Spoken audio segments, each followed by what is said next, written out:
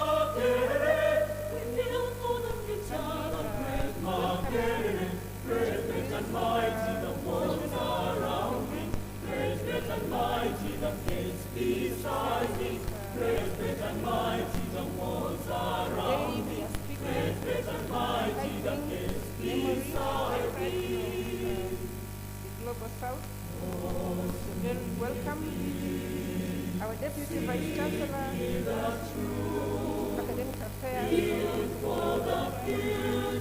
you're most welcome. We're very pleased to have you join us for this program to launch this big project in our college. Our principal, deputy principal, and all of you colleagues feel most welcome. And just a reminder, college is still here with us, so please make sure we observe the SOPs. It's now my humble request to invite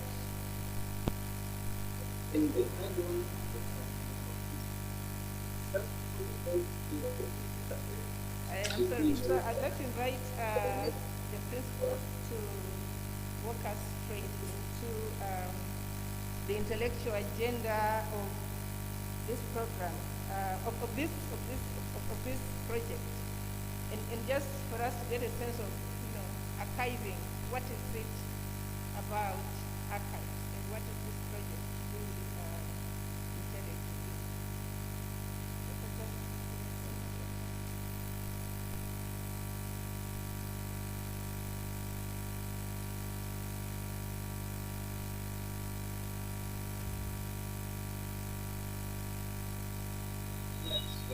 Good morning.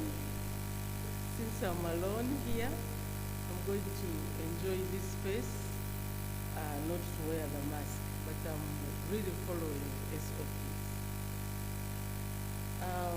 Our dear guest of honor, the State Minister for Higher Education, Honorable John Chrysostom Mihingo, we are really pleased that amidst your busy schedule and all that is happening around us as a country, you're able to spare some time to join Makerere University College of Humanities and Social Sciences. We don't take that for granted. You're very welcome to Makerere University. And as an institution, as we look to celebrating 100 years of existence since 1922, we really feel pleased that we are a pace setter in many ways. And indeed, the government of Uganda has enabled Makerere University to be a pace setter in transforming humanity in terms of research and innovation. So we'd like to really thank the government of Uganda for getting Makerere to actually where it has always been and supposed to be. The Deputy Vice Chancellor in charge of academic affairs, Professor Omar Kakumba, you're very welcome. We also know that there are so many competing demands, and you said, given that this is an academic event, there is no way I can miss out. At least, at the minimum, I'll be online. We also don't take that for granted. Thank you very much, Professor Kakumba, for always guiding our colleges in regard to academic matters. The acting deputy principal, Professor Chikoma Julius, the entire college leadership, deans and heads of departments, the project team at College of Humanities and Social Sciences, all participants here in the room and virtually, staff and dear students, ladies and gentlemen. I'm pleased to be standing here as CHUSS principal to welcome you at what I see as a very exciting moment for us as a college as we launch this project, archiving memory and method from the Global South. CHUSS is excited to be doing what it ought to do and what it does best. That is deepening the methodic trajectory of the humanities at Makerere University. At the end of last year, The host has disabled. I attended a seminar presented by the president of the Andrew Mellon Foundation, that is Dr. Elizabeth Alexander. That seminar was on monuments and memory. Because of the time difference, I can't claim to have captured the entire essence of the seminar. It was around 2 a.m. But what inspired me and what intrigued me was her perspective on memory, the place of memory, why we should worry, what we need to remember, and especially as what you'd call the South. She was speaking from the perspective of Black history in the US. That presentation intrigued me and also alerted me to the fact that humanities as a field of study and knowledge creation is critical because it should actually be the custodian of society's memory and memorizing. So the following day, I shared with colleagues at CHUSS and proposed that we should have a project on archiving and memory and method. And as a team, we struggled whether we should use archives or archiving. We had to finally agree that the major impetus about archiving is not the physical space of archives, where things of some of us think, things of long ago are kept. The concept and the site of struggle. And it's a perspective that can enrich our engagement with politics of knowledge in the local science. So in this vein,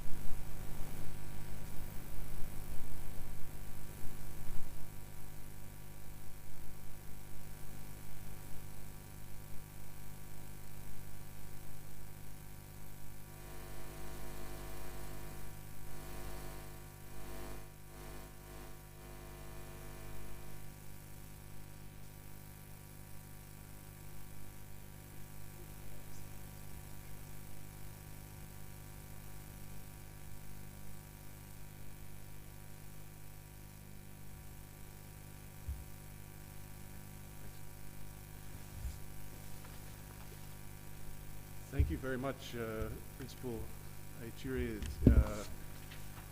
Vice, excuse me, Deputy Principal, Guest of Honor, Minister of State for Higher Education.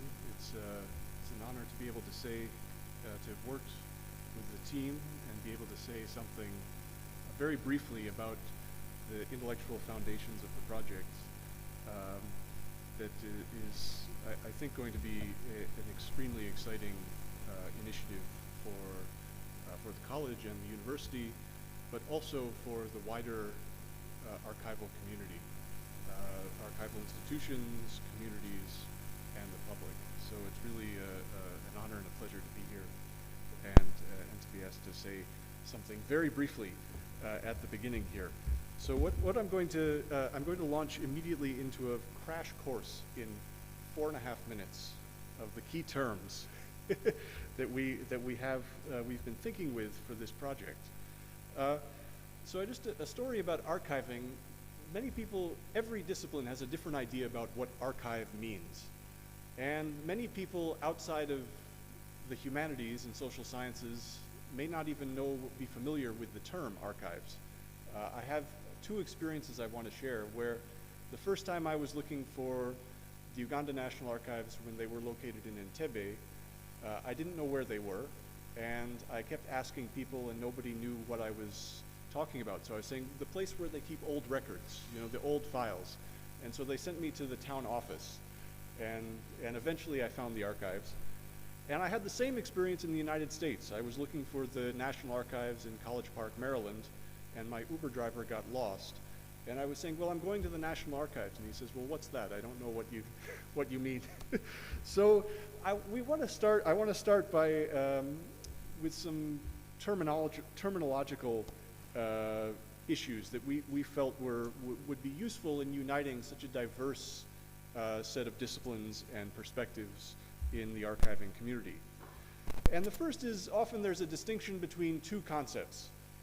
When people talk about, scholars especially talk about the archive, the colonial archive, for example, they're really talking about a conceptual formation and the way power works to structure knowledge.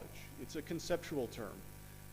Archivists, by contrast, refer to an archives, the place where they work, a repository of documents. And for us in the project, we've taken a capacious, a really open view of both terms. We're looking at all forms through which knowledge is stored, transmitted, and controlled. And one of the things that allows us to see is that archives are not passive. They're not just something, a storeroom waiting for us to come and use them. They're something that's constantly being made. It takes labor, it takes work, it takes engagement from scholars, archivists, and communities. And so that's really a guiding, I think, intellectual focus in a lot of recent scholarship from the Global South on archives, and that has guided our team in our work. So then we look at archiving can be seen as a public good, and I think this is maybe something that we can is an idea that some of us might be familiar with, that archiving is a public resource. When we store information, it's available for different publics to use. It also provides us evidence of things that have happened, or at least that institutions and certain people have done in the past.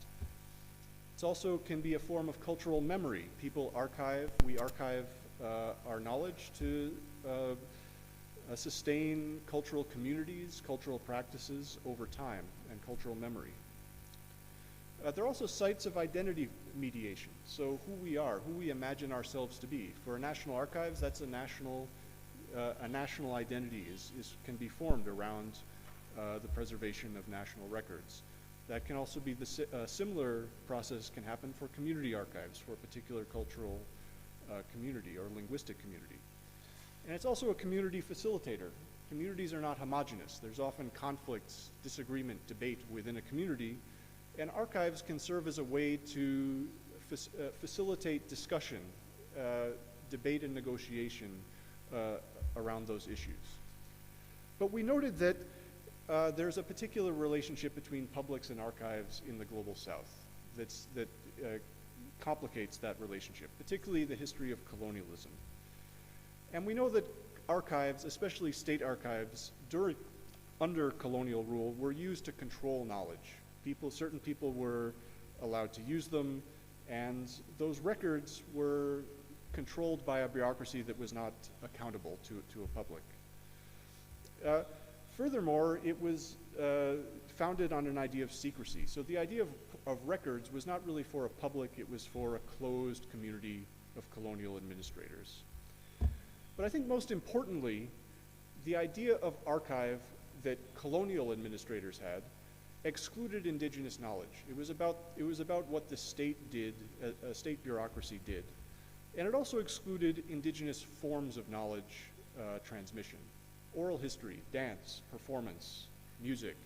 These are forms of knowledge transmission that scholars today recognize as central to the transmission of knowledge, to even contesting the knowledge that colonial archives attempted to impose on people in the global south. So these are some of the problematics that pushed many scholars in the global south away from studying archives.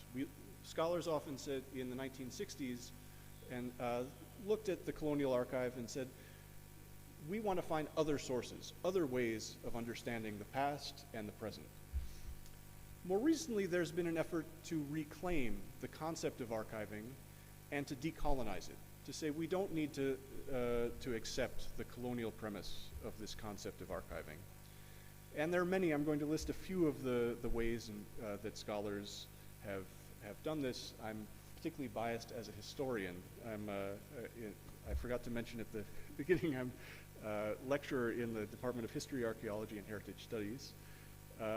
And so that my own disciplinary background reflects some of these approaches. But I think what's exciting about this project is that every discipline within the humanities brings its own perspective onto what is possible with the concept of archiving. So one way that scholars have approached this is through private tin trunk archiving. Individuals keep their own papers, their own records. It's a way of curating oneself through paper records, or through material objects, or even through non-material forms. And these are about the self, about constituting oneself. Similarly, there's community archiving. Communities constitute their own archives, whether formally in building an institution to house records and artifacts, or in performative community engagements and meetings and other forms that wouldn't necessarily look like an institutional archive. That goes to this third point about what I'm referring to as non-material archiving. And I think there's a debate about whether certain practices and performances can be thought of as an archive. When you sit down and listen to oral history, can we talk about that as a form of archiving, the transmission of knowledge? What about a musical performance, if it's not recorded? Can we think of that as a form of archiving?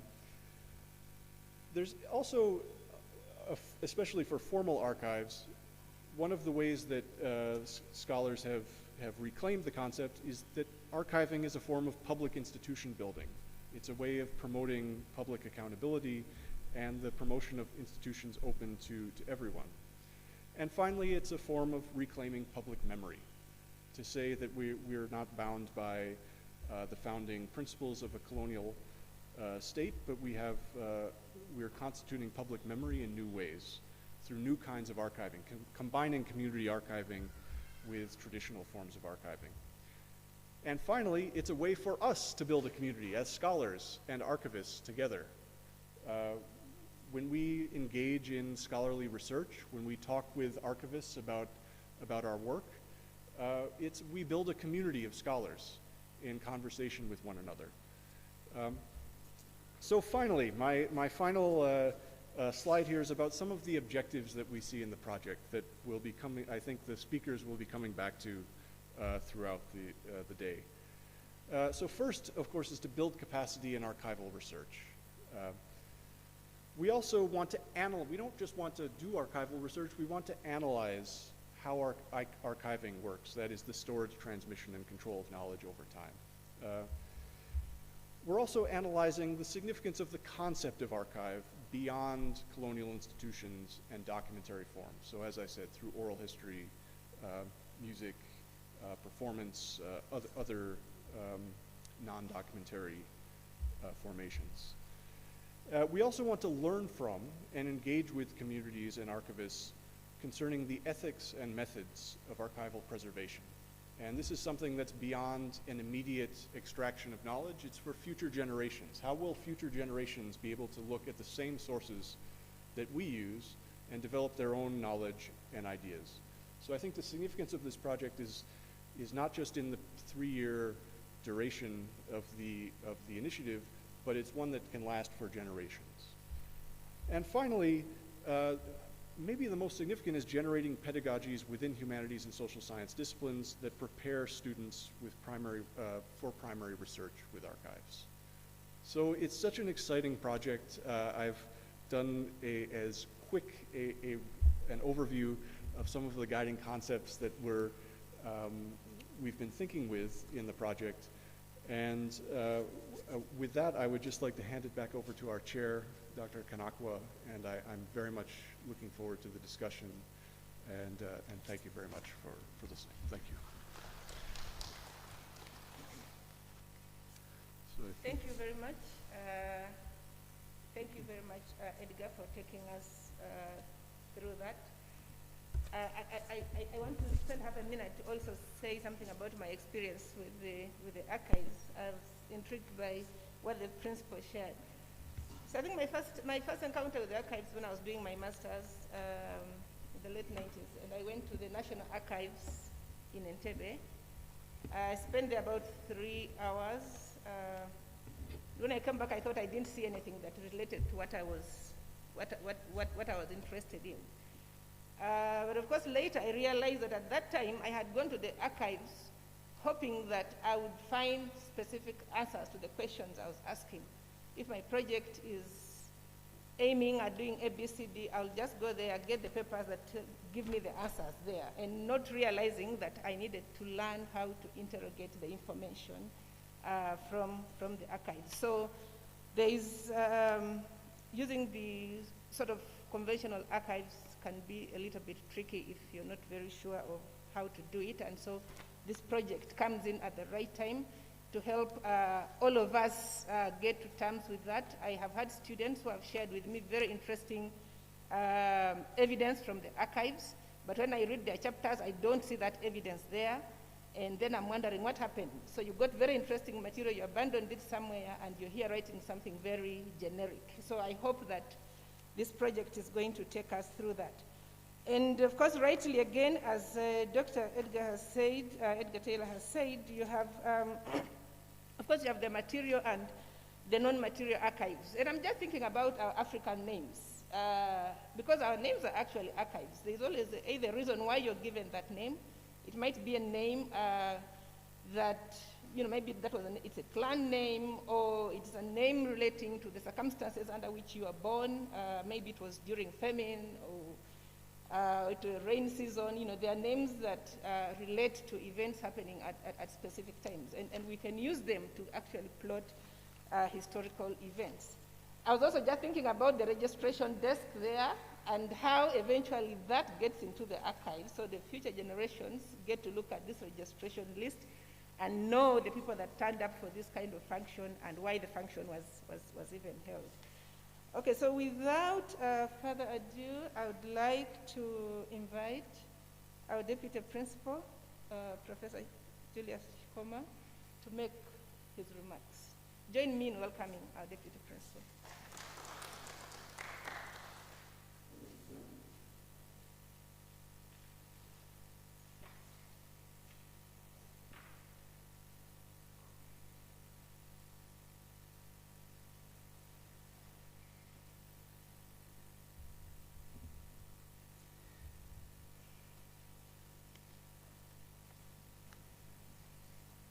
Good morning, everyone.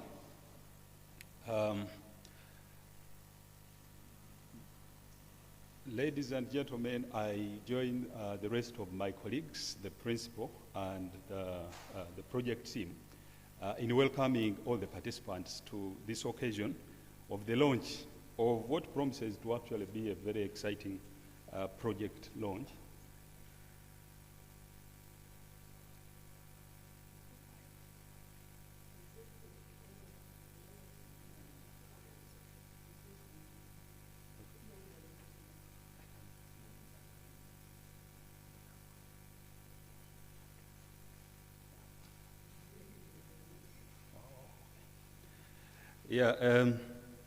So in the interest of time, I realize that we needed to make some few adjustments, but as I mentioned, I welcome you all as part of the Office of the Principal and the project team to what promises to be a very exciting project, which is not only for the researchers and the research teams that constitute this program, but actually the wider student community, the people in practice relating to archives.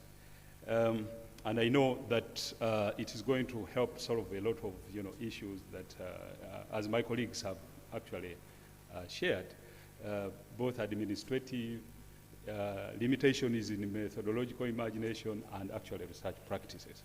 But in the interest of time, let me take this opportunity to actually invite our Deputy Vice Chancellor to welcome our Honorable Minister, who is also the guest of honor this morning. Professor Kakumba, you are welcome to make a few remarks and invite the guest of honor. Thank you very much.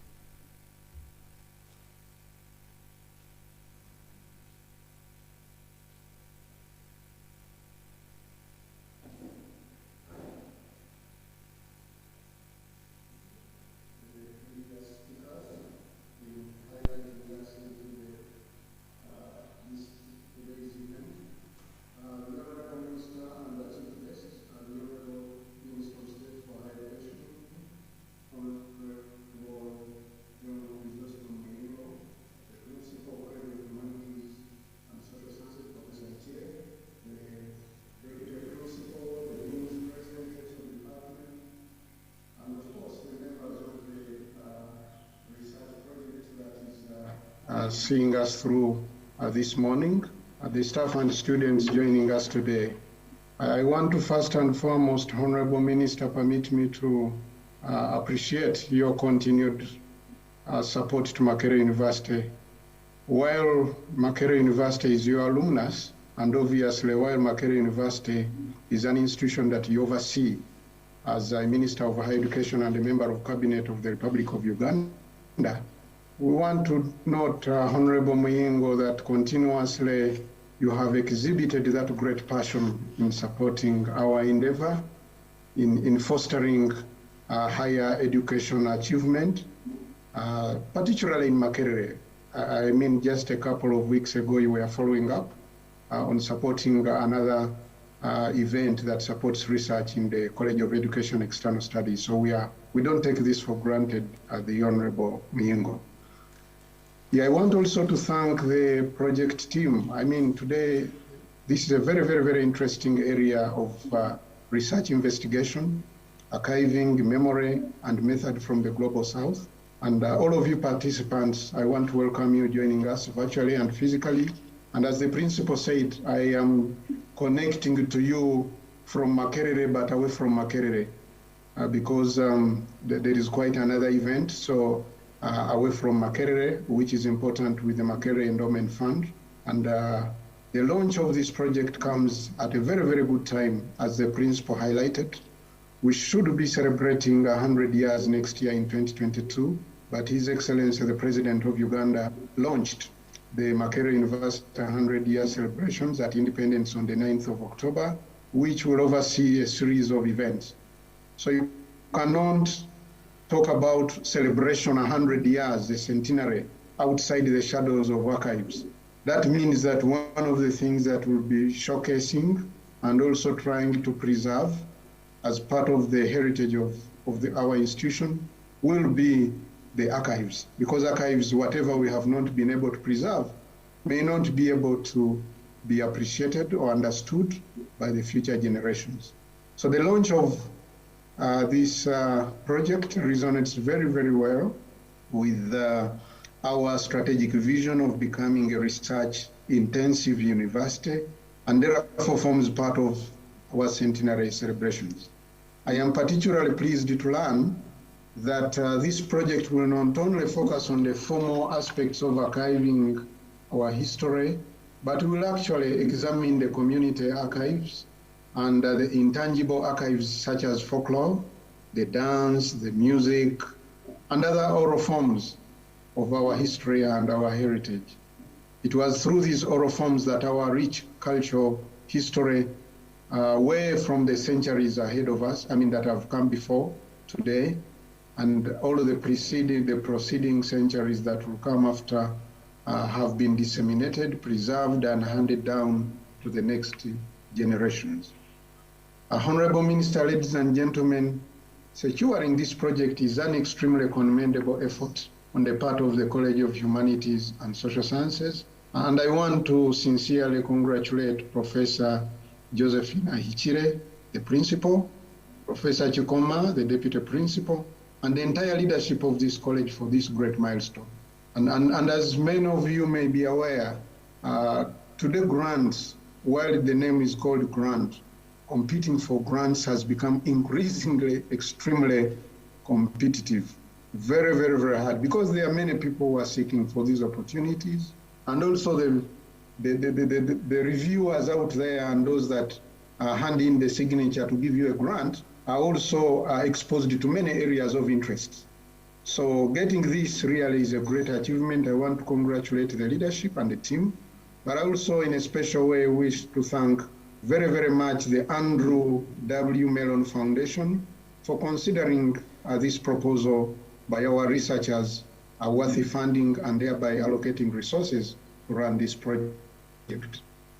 As you're aware, Andrew Mellon has supported the College of Humanities and quite a number of postdoc programs. We've been able to secure them through Andrew Mellon. So we thank Andrew Mellon as a great partner. When I listened earlier to Dr. Edgar Taylor, he adequately and extensively alluded to the greater roles that the archives do. And you'll agree with me that anyone who grew up in the rural settings before the modernity setting will tell you that oral folklore ruled the evenings of the fireside chats.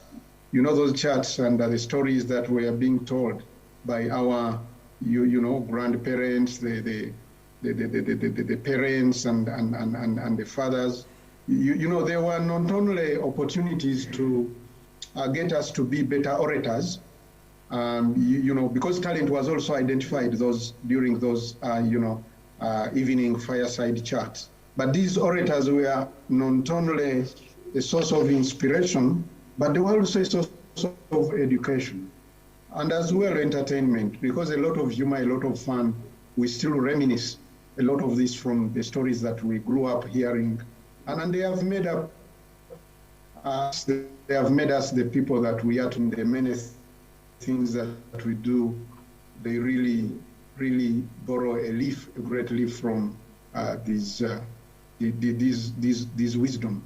So they offered a lot of wisdom and also opportunities for settling of disputes. So to put it in another way, they were a respected source of power, these stories, the folklore we are talking about. They not only had a history at their fingertips, but they also possessed the knack to deliver this advice in a way that was pacifying. So issues to do with peace, with the conflict, with engagement, interpersonal relations, were all part of this great endeavor. But when you don't archive these, then it's highly doubted that a future generation will be able to pick any of the reasons and the foundations of knowledge, especially indigenous knowledge. So these stories were a source of wisdom, inspiration to the young people, and they also built a very, very strong value proposition to many of our generations that have come to pass, and perhaps many of the generations that will come. But then that may not be an issue if we do not build much in the archives. So it is therefore gratifying to note that this project seeks to restore that highly revered place that archivists and archives not only present as a source of power, of struggle, of memory, but also an opportunity for us to strengthen our identity as communities, as a nation state, but also in the struggle to have all our material digitized, so as we can enhance the sharing and also the accessibility of this. Allow me at this point also to thank the government of Uganda through you, the Honorable Minister Muyingo, for continuously allocating funding to research at Makerere University. We are aware that the part of the government funding is helping us to allocate quite some funding to enhance institutional archival efforts through the initiatives such as the digitizing of academic records and also processes. There is a project going on led by Academic Registrars Department, but where we expect that, and also working with partners, the university library, and also the academic departments units from humanities and social sciences. So these are important in helping government for continued support at intensive university. So we are hopeful that this project will enable the staff and the students to conduct research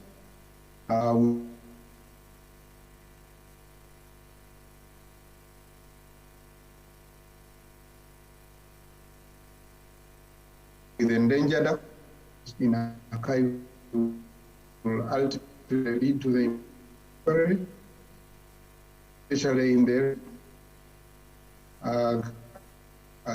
lately. I believe that the greatest challenge to us as researchers and students is to bring our own resources to close, resources as close to our audiences as possible, on the oral history, and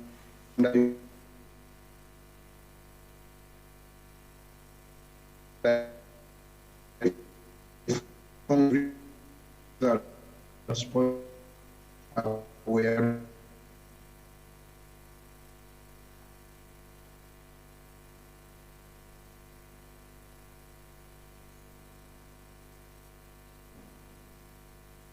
is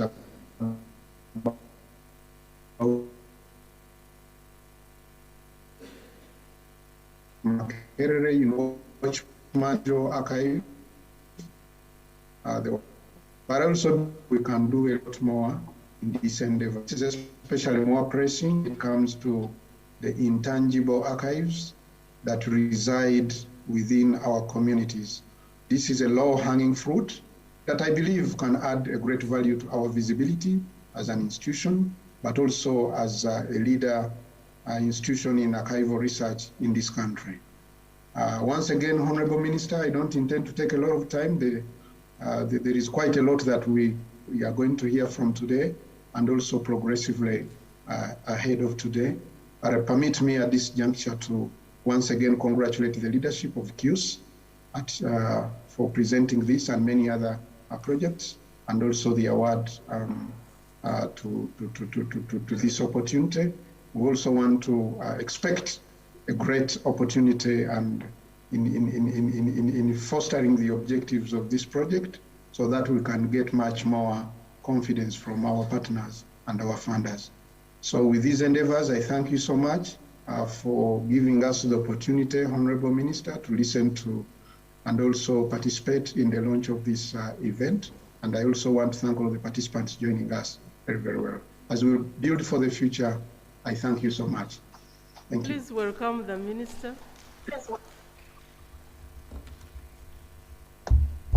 Professor Kakumba, please formally welcome the Minister to address and also launch the project.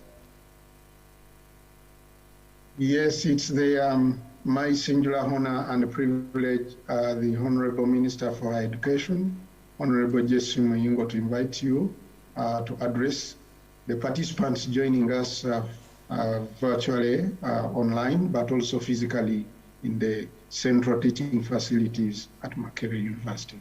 Honorable Minister, the floor is yours to speak to the audience. Thank you very much, the Deputy Vice Chancellor.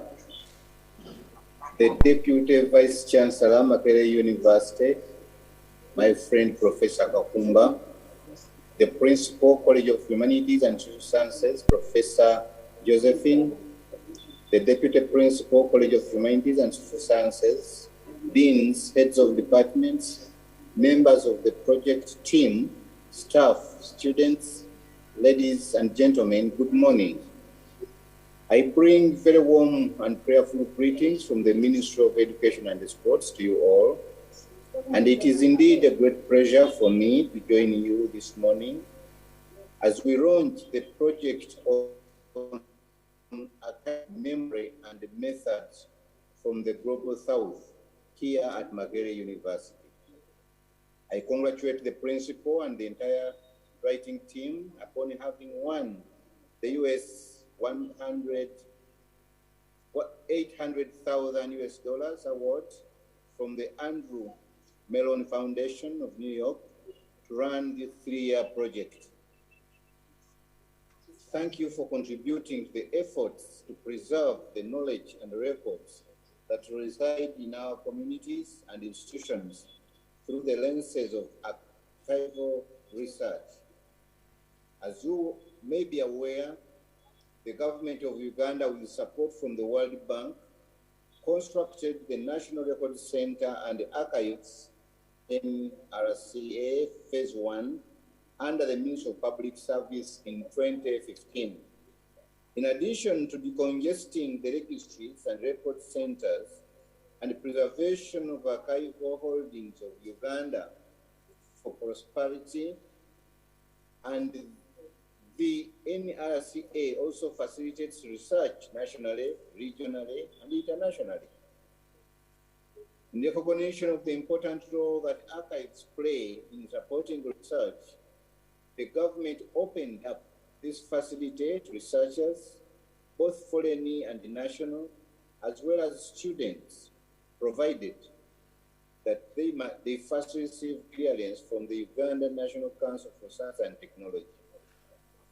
Colleagues, government remains committed to ensuring that this facility provides efficient and effective service to the public, and as such is seeking funds to install an archival management system, as well as construct phase 2 of NRCA building. This will not only increase the NRCA's capacity to better serve the public, but also attract more partnership that will broaden efforts to archive more records that will exist within our communities. I'm therefore pleased that the College of Humanities and Social Sciences has not only taken keen interest in contributing to preservation of our precious records for future generations, but has also undertaken to shape future trends in archival research in partnership with communities and other institutions. I sincerely congratulate you upon these efforts. CHUSS is surely contributing to building for the future and adding real value to Makerere University as we look forward to celebrating 100 years of existence in 2020. Colleagues, COVID-19 pandemic and disruption that came along with it have particularly affected our education sector. The magnitude of these disruptions may not be easily quantifiable now, but we know that research can provide useful tips on how we can ably recover from these disruptions. During the Makerere University College of Education and External Studies Open Day held on 7th October 2021, the First Lady and the Honorable Minister of Education and Sports expressed government and the Ministry's preparedness to learn from the scientific evidence generated by research and innovations to guide the sector's recovery from the effects of COVID-19. I wish to reiterate my minister's position by saying that the government is ready and willing to use the high-quality evidence provided by all categories of research to inform its policy decisions. I therefore look forward to receiving the reports about the progress of this project so that together we can contribute to the social and economic transformation of our beloved country. I thank you all for your kind attention, and I now hereby declare the project Archiving Memory and Method from the Global South officially launched for God and my country.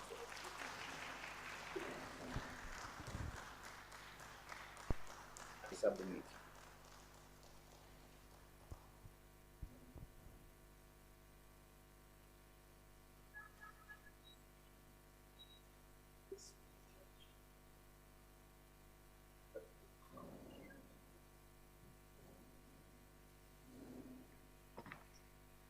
Ladies and gentlemen, that has been a wonderful moment of launching the project officially. And I would like to take this opportunity to sincerely thank the Honorable Minister for taking the time and for, as has been mentioned, always being available when we need him. Honorable Minister, thank you very much, and we don't take your support for granted. And we always continue to request you to be our ambassador in all these other audiences where you represent higher education.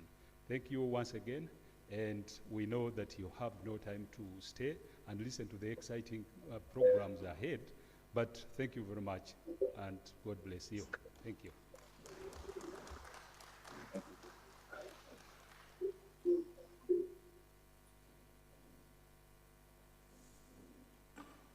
Ladies and gentlemen, I think we deserve, the minister deserves a louder round of applause than that. Please.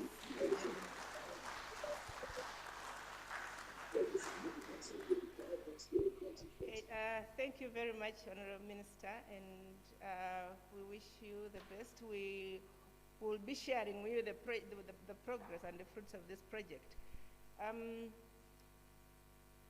think that my session actually comes to an end unless we've done very well in terms of time management. So I hope that tea is ready. How is it? Okay.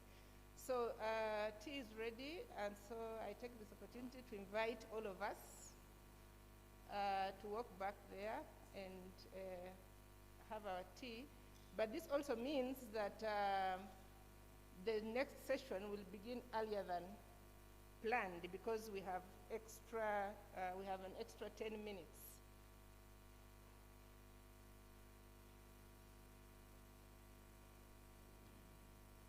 Okay, so we should all be back here by 10:20, I would say, and then we'll get to the next session. So 10:20, not 11.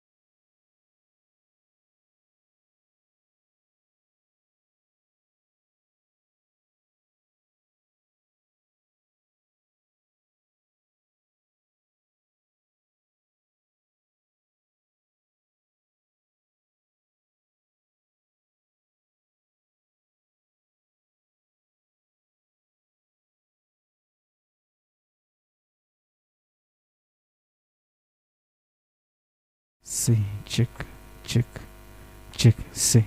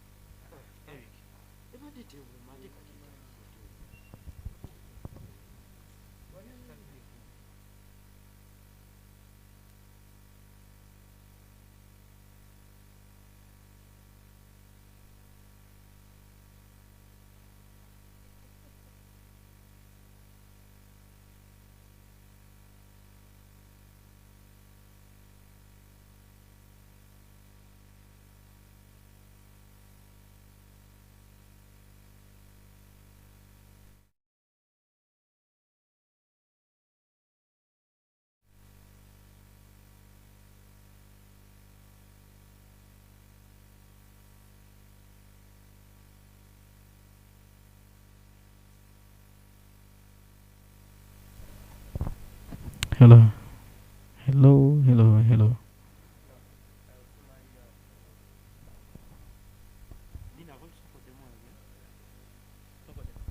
Hello, hello, C.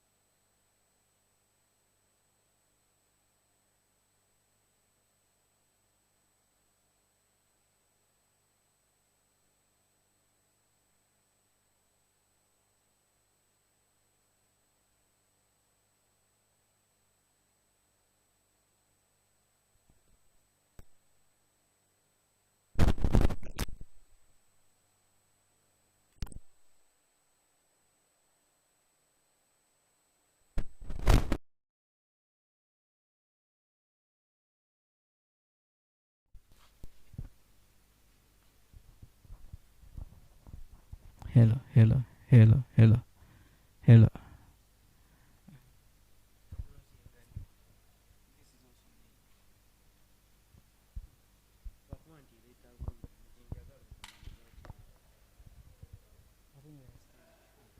hello, hello. Katichi. Hello, hello. Same thing. Hello. Hello, hello, hello, hello, hello, hello, hello. Si kyekyo.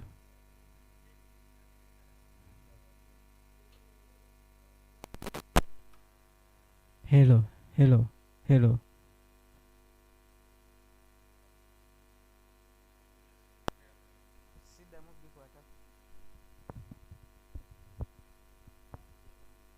Hello.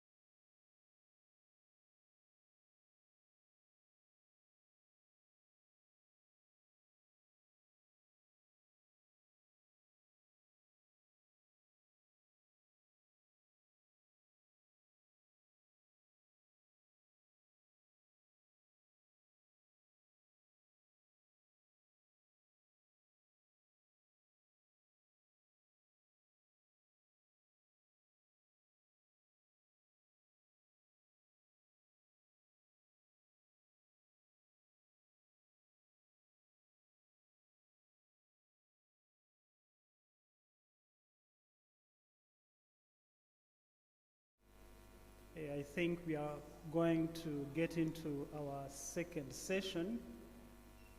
Those who are taking tea, please, would you like to join us? Would also like to welcome our participants online. You are welcome.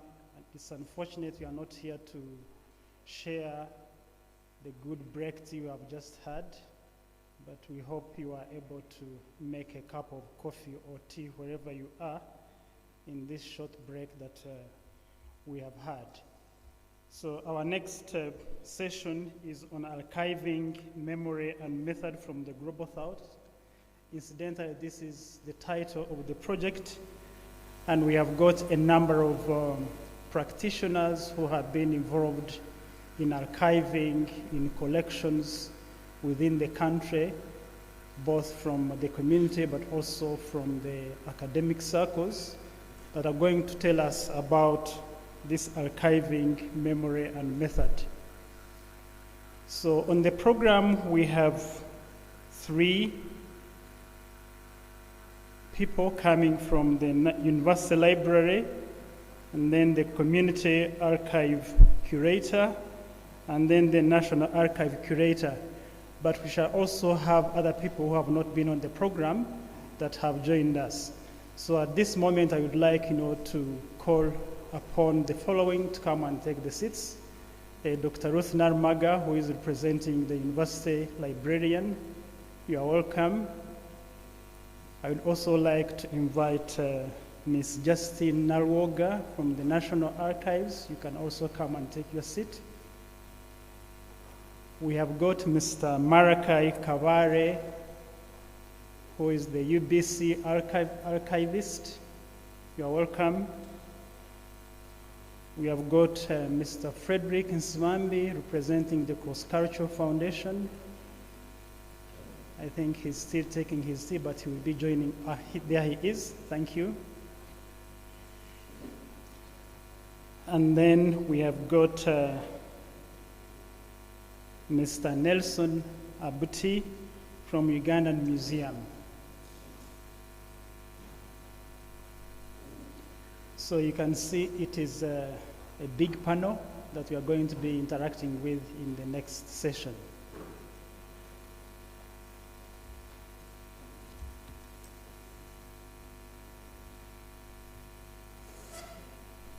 So as we prepare to start, a little while ago we had the Dean School of Liberal and Performing Arts, Professor Mangeni. I think he has just stepped out. He will be coming later on. We also have the head of the department, History and Heritage Studies, Dr. Charlotte Mafumbo. You're welcome. I think I've also seen the head of the department, Journalism and Communication. I don't know if she's still around. You are also welcome. We also like to welcome our doctoral students who have been with us this morning, and some of our previous doctoral students. I can also see Ms. Dr. Ojambo. You have been with us right from the start. Thank you for coming. You're welcome.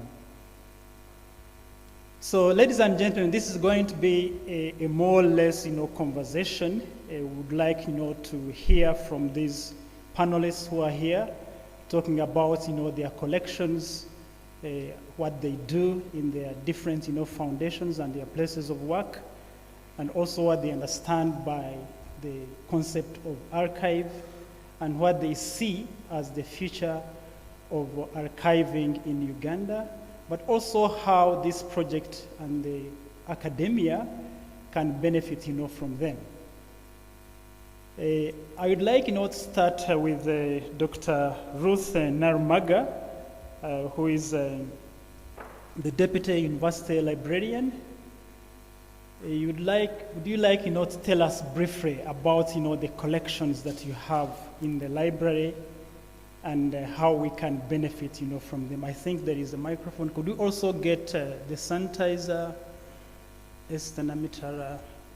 somebody? Yeah, I think the sanitizer is there so that we are pretty sure of our health. So Dr. Ruth Namitara, what kind of collections, what kind of archives do you have in the library, and how can these be of benefit to us as academics but also the community outside there and this project that we have launched today.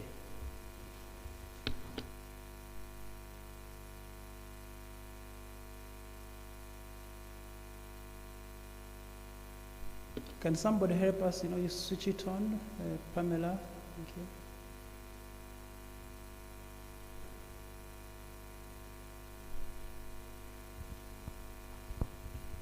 Thank you very much, participants, and I would like to thank the project team. So first I would like to say that the first time I saw the flyer on this project, I called our archivist, who's not here, and the university librarian, and I wanted to find out whether they were aware of this project. And none of them was.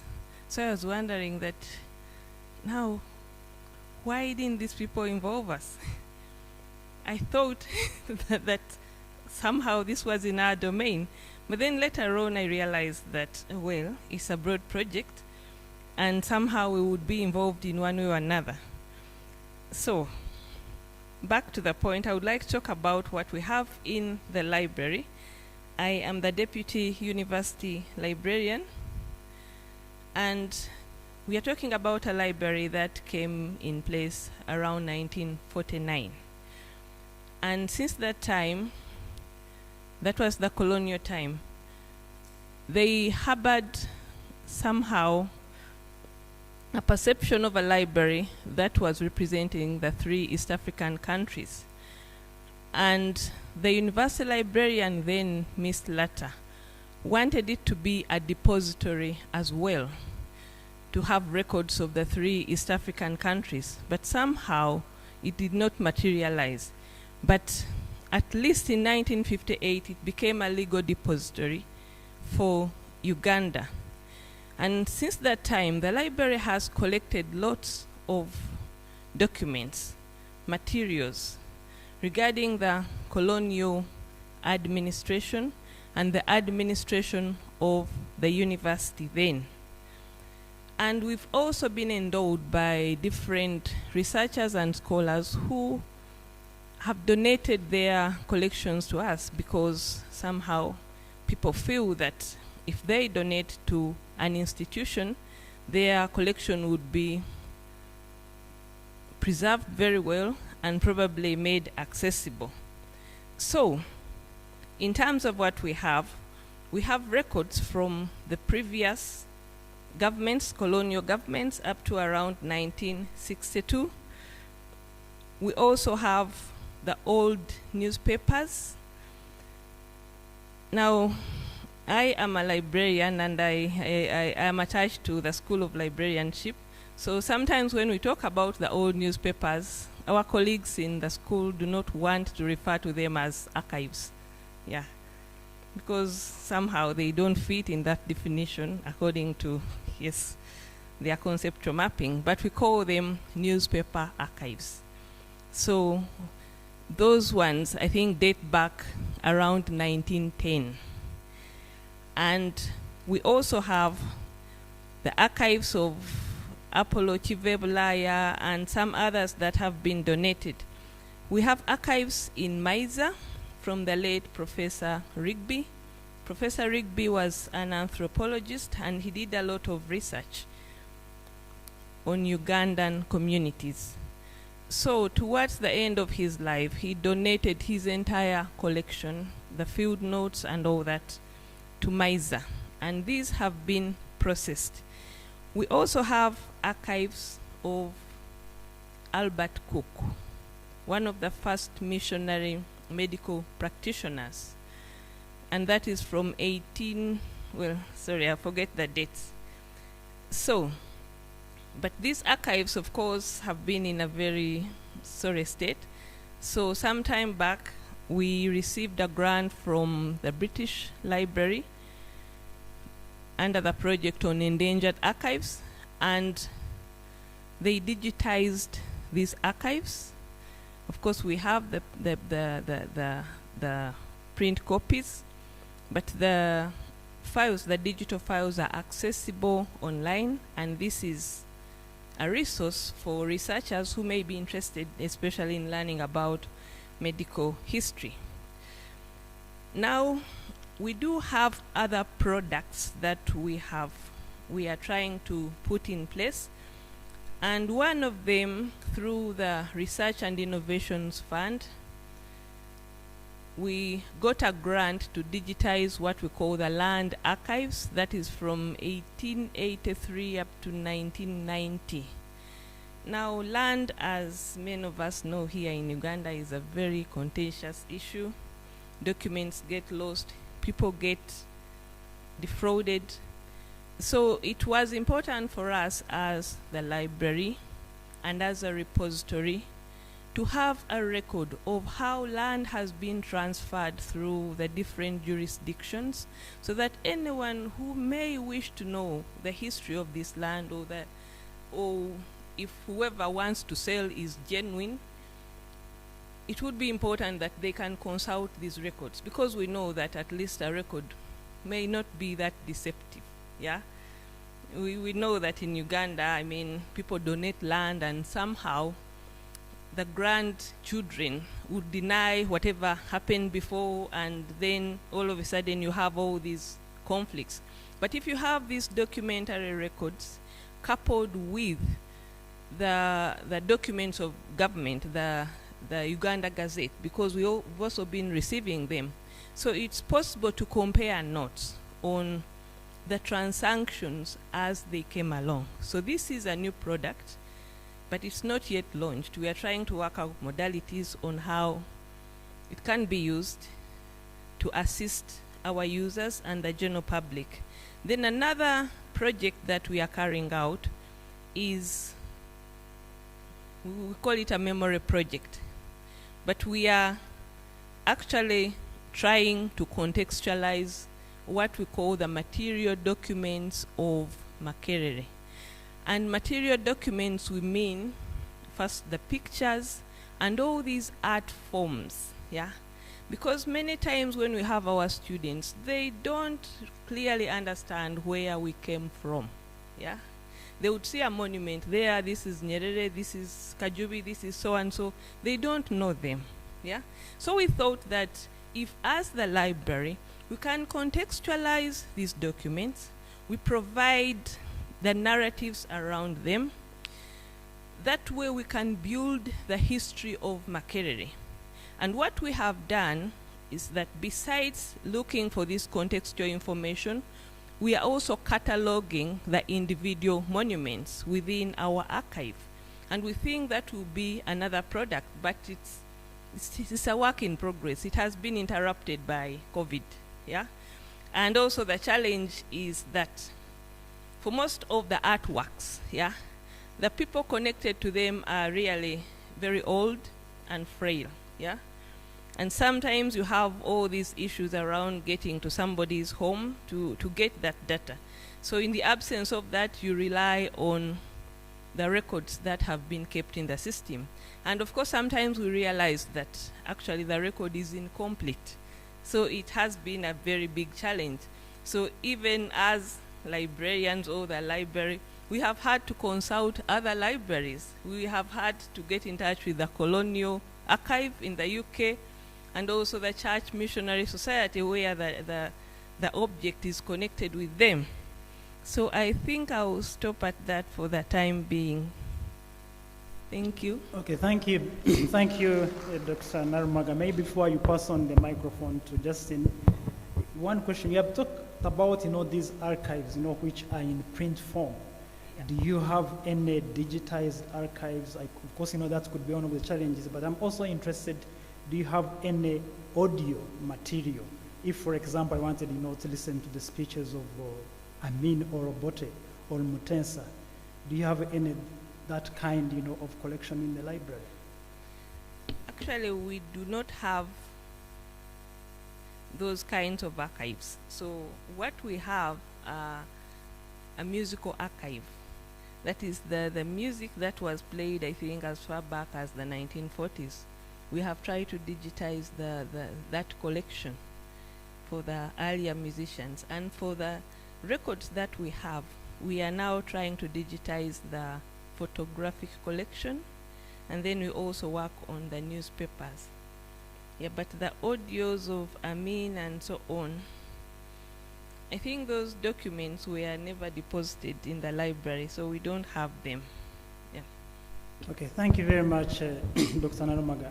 I benefited, from the Africana section when I was doing my PhD research, and you talked about the newspapers. It was amazing, finding some of these old newspapers. Even in my language, Chiga, I couldn't believe there was a newspaper that started, around 1955. Of course, to us, that's quite a long time ago. But we also had, the Sekanyolia, the newspapers which date to 1910. We can't be compared, to other libraries like the Cambridge Library, which has got, collection that dates, the 14th century. But I think we are somewhere. Thank you very much.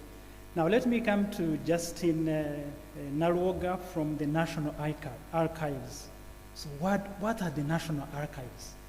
Earlier on, Dr. Edgar Taylor said that, he would ask people about National Archives and they didn't understand. So what are the National Archives? You can tell us what that means. Thank you. The National Archives are basically the documented heritage. We preserve the documented heritage. Maybe you can switch on the microphone. I don't know if it's on.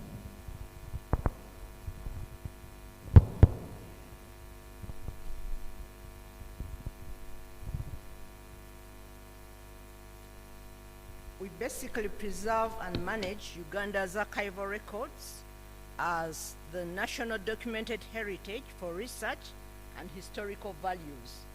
We have records dating from 1890, right at the time when the Imperial British East African Company came into existence in Uganda, and actually the records are still legible. It's just that maybe in the future 100 years they will be deteriorating because they've been there for more than 100 years.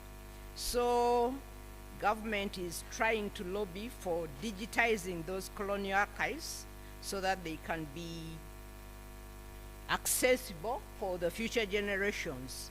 We actually have records. We have correspondence files dating from 1890. We have original documents of the 1900 agreement. We have treaties of the British East African Company. We have treaties of land that was given to the British by the previous Kabakas, given to the British to actually develop. For instance, like that land that was used to build the offices, the old offices in Entebbe. We have that agreement in our archives. We have protectorate agreements of 1955 of African local governments, like the Bunyoro Agreement, the Angola Agreements, the Royal Instructions. We have agreements of the we have also records on the Executive Council of the 1940s. The previous the first legislative council was in the early 1920s. We have records on the legislative council during that time. And in the 1940s, we have records of the standing finance committees and minute papers. We have records on the industrial committees. We have records on control of we have records on the Uganda Spinning and Weaving Committees.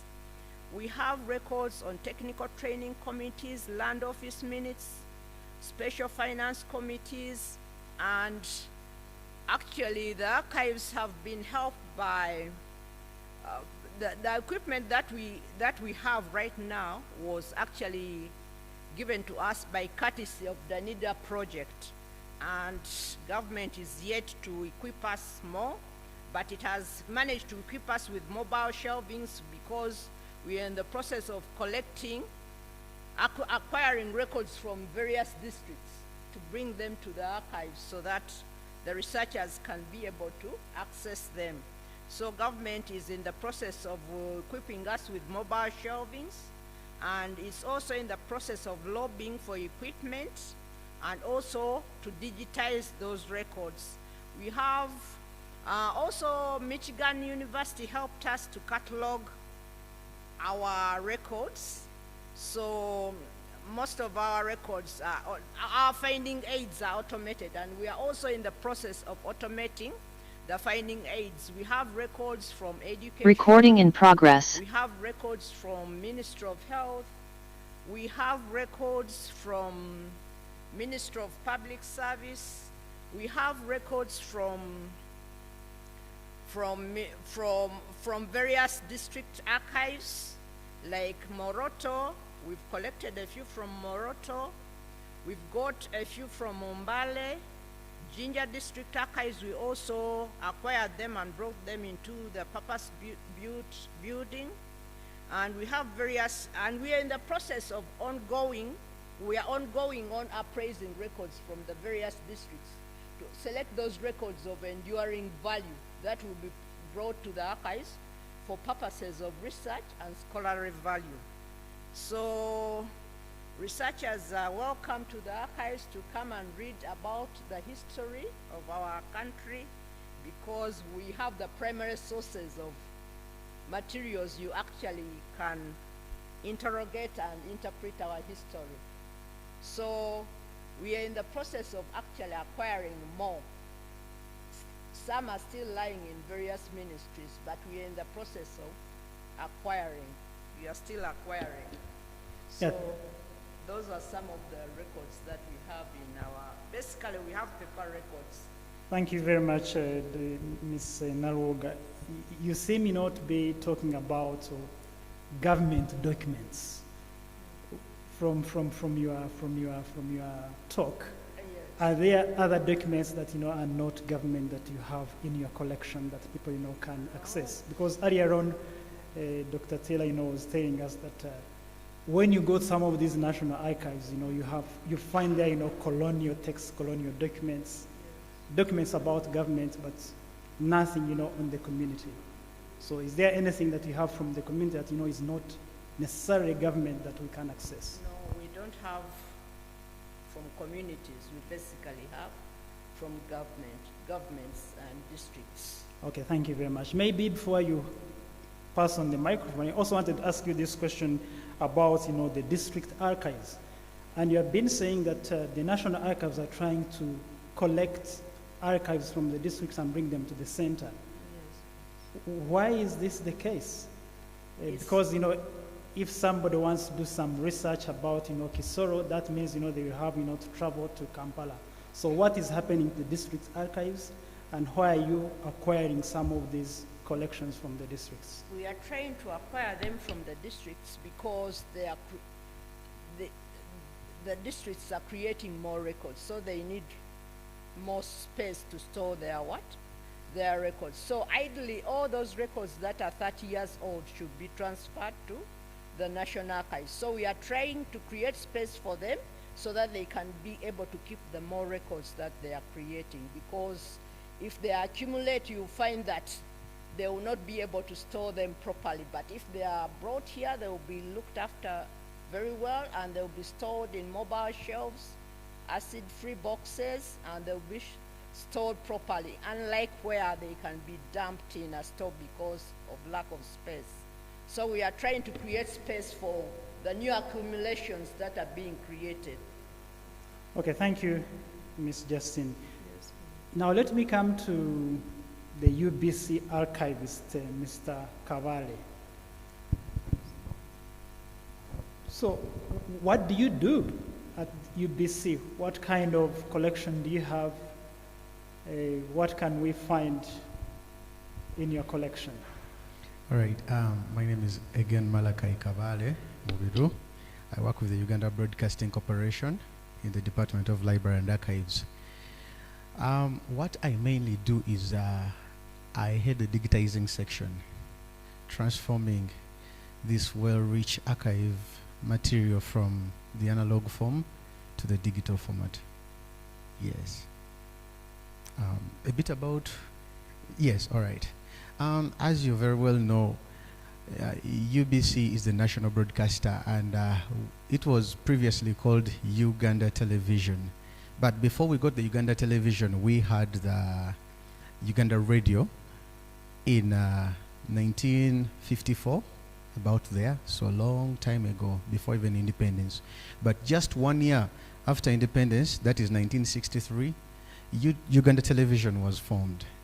And we have material that is in different formats. For example, we have archives of audio, we have audio-visual, we have still photos, and a bit of records. Now, many people thought actually we have a lot, and certainly we should have had a lot, because if I tell you from the time we were formed, 1963, that is for the TV, 1954 for the radio, certainly the National Media House should be having a huge collection, isn't it? But part of the few challenges that actually we faced previously that has affected us so much was the shifting from Nakasero to the Nile Avenue place where we are right now. It was so sad. We call it the dark day because a lot of material was lost. It was more like an eviction. A lot of material was thrown out, and people came and collected material that was so rich about the Uganda's history. Luckily, my boss, Mr. Deni Chibirige, was there by that time, and he and a fellow colleague managed to use a bit of the resources that they had to transfer some of the material they could collect that was left and deposited it at Uganda Broadcasting Corporation right now where we are. And that is the material we currently possess. So there is a possibility of you coming and requesting for this material, and some we don't have, but much of it we have that I can talk about. When you talk of the audio, we have formats like the audio magnetic reels, voices that range way back of presidents and mainly government, presidents, ministers, ranging way back, I think, during the 1960s. We have the mean, and we are currently trying, as I don't know if he has mentioned it, Dr. Taylor, that we are currently working with the University of Michigan and in conjunction with Western Australia to digitize most of these. So some of the audio magnetic reels have been digitized, but not all. Actually, the biggest percentage has not yet been touched. The biggest percentage that we have digitized are the unseen photographs, that is the still photos. We have worked about 90%. About 90% have been digitized, and we really thank so much the University of Michigan and Western Australia. They really did us a great favor, and yeah, we will really count that to them. And talk of the audio-visual, we had a few, and still in conjunction with the Michigan University and Western Australia, they came and looked a bit of the things that we had. The earliest were the 16mm reels, that some of them were taken to be digitized abroad because we really don't have those machines here. And yeah, we thank God for that. The others we have are the Umatic tapes, the Betacam tapes. We had DVDs. We have some good collection. Okay, Yes. thank Recording you, Mr. in Kabale, progress. for that highlight. Yeah, you have told us you have all those collections. Now the question is, how easy is it to access some of these collections? For example, if I wanted a speech that was made, on the eve when Amin was deposed, or when, Obote was deposed, or when Museveni took power, some of that sensitive information, me as an academic, can I easily access that information? Or is there a bureaucratic process I have got to follow to access those digital? That's a wonderful question, and I really thank you. Previously, that was a very, actually, people couldn't even come to access that material at all. And me personally joining UBC was in 2013. And finding there, I found managing directors who were a bit so sensitive, because this material is so sensitive. Let's all agree. We can't fully ascertain what really you're going to use it for. So easily releasing it wouldn't be that easy, but also getting it out there for the public to know that we possess this was also known, and nothing done about that. So coming to UBC in 2013, I embarked on such a journey, trying to know what do we possess and how can we really work with the public to make sure they really can benefit from this material. It took us a long time because I found one MD and another, but the current MD, Mr. Winston Nagaba, we really thank his efforts towards this, because he's the person who actually pioneered to make sure that this material, one, is digitized such that we don't face the same issue of the 2005 of destroying this material, whereas it's not digitized, so it's more like a complete loss. So he embarked on digitizing this material, one. Two, we are currently working in stages. Why am I saying this? We've first worked on the still photos. When that is done, because when it is, in terms of still photos, we certainly know what we have. We have it catalogued. You come to my office, I show you, you have a look at the catalog, you decide this is what I want and this is what will be beneficial to me. The process thereafter, I'll help you walk through it. It's really not that tedious.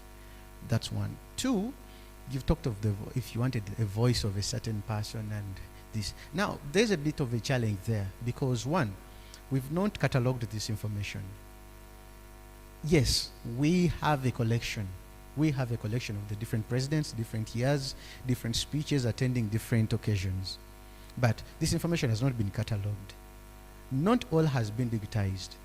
The other issue is the machines that play back that I will use to digitize. Actually, they're down. We're working on trying to repair them.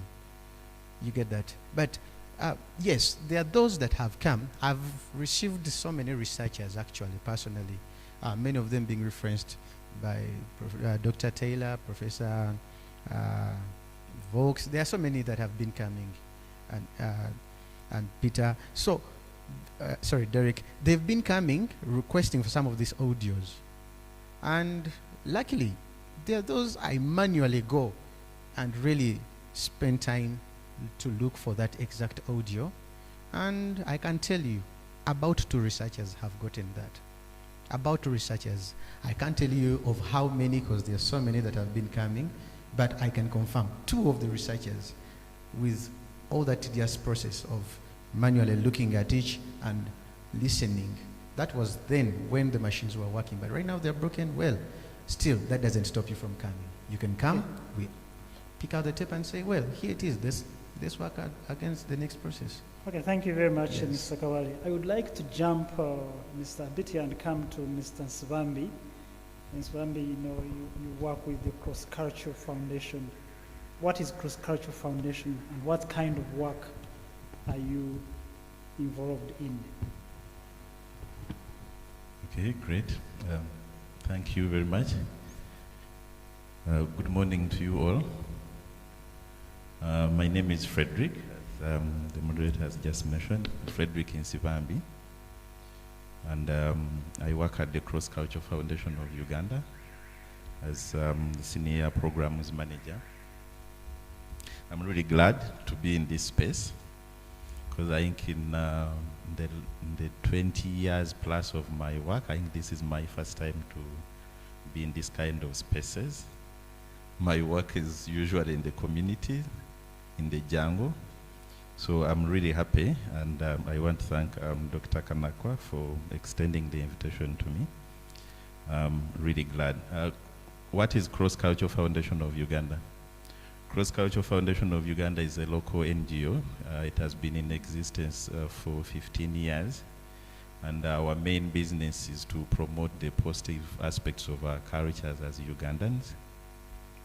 And we do that through a number of ways. We promote heritage education in schools and community museums, which I'm going to talk about a little more in detail. We promote cultural rights of Ugandans, rights to do with access to our cultural resources, rights to do with speaking our indigenous languages, rights to do with accessing our indigenous foods. We support the safeguarding of historic buildings in different cities. Many of us are aware now that we have 10 cities, and the thinking is that for us to be modern, we should get rid of everything that looks old. So at CCFU, we disagree. We need to have cities that tell the story of where we've come from. That's why we've documented historical properties in cities like Fort Portal, Kampala, Entebbe, Jinja, and now we are documenting properties in Mbale. We have about, under our heritage education program, about a year ago, we started a bachelor's degree in cultural heritage studies, and I'm glad to see Dr. Jamba in the room because he was one of the key brains behind this initiative, which is being piloted in 4 universities, Kabale University, Nkozi, IU, and Chambogo. Dr. Jamba has been working with Dr.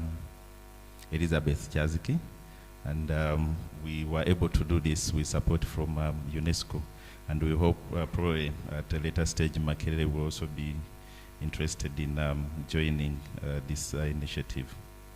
Coming back to community museums, at the moment there are about 25 community museums across the country, of course at different levels.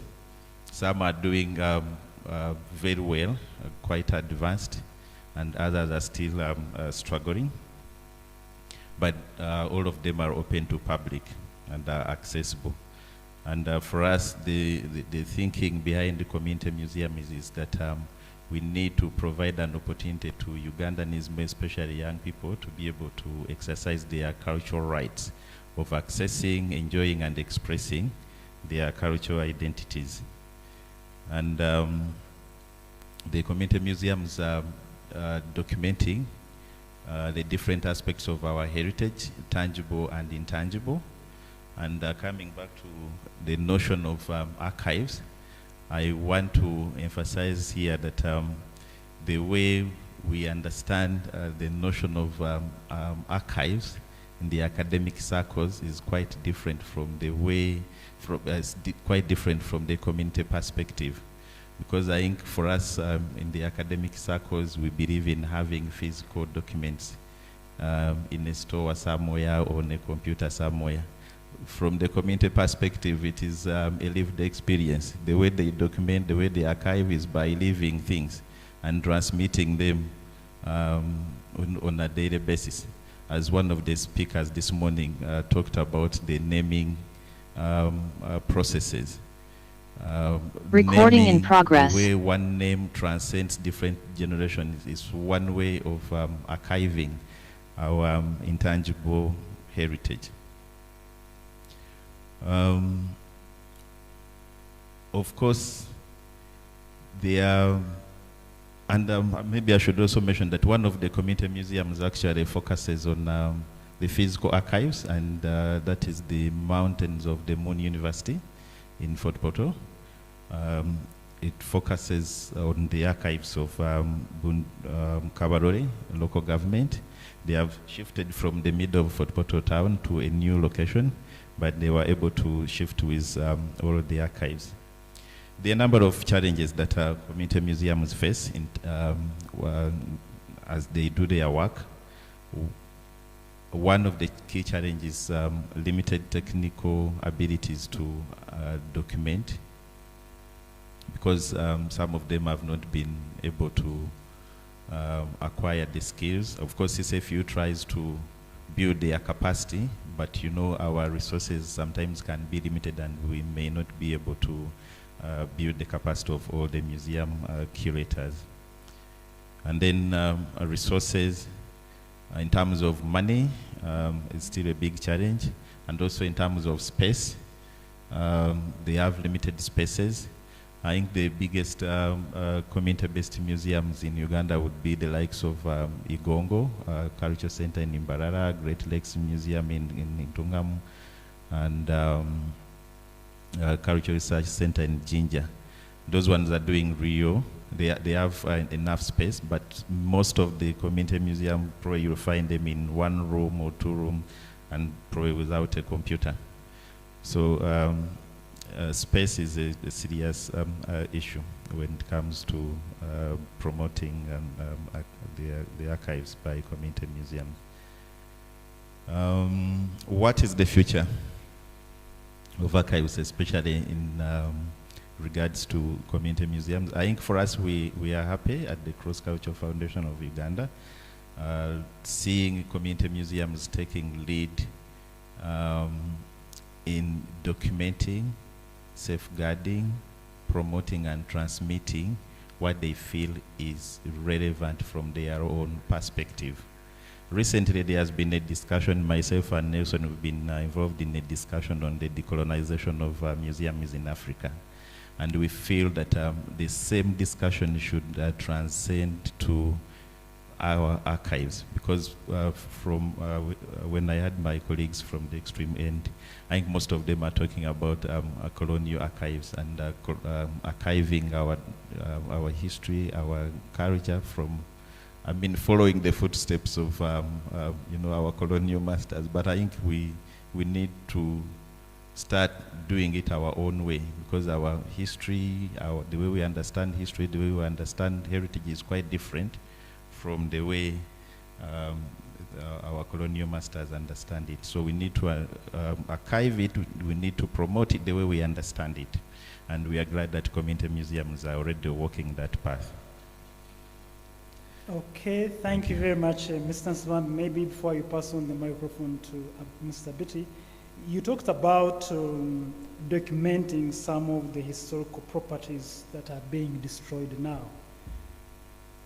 Apart, from documenting and those sites, those properties, are there any efforts, to maintain these properties? Because we seem to be obsessed with skyscrapers, coming up with modern buildings, yet some of these old buildings, there is a memory, they can tell about a certain place, about, a certain people.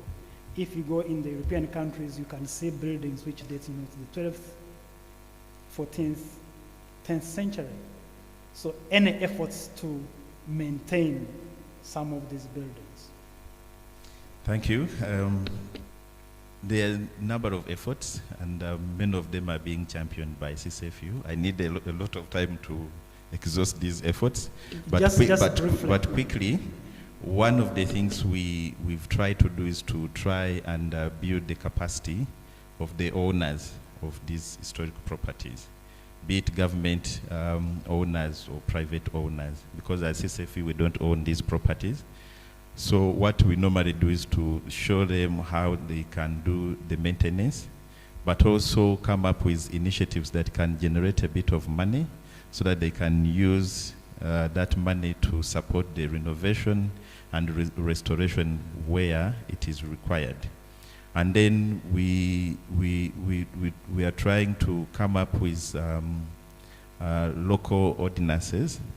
Like the one in Kampala is almost getting there. The ordinance to safeguard historical properties in Kampala.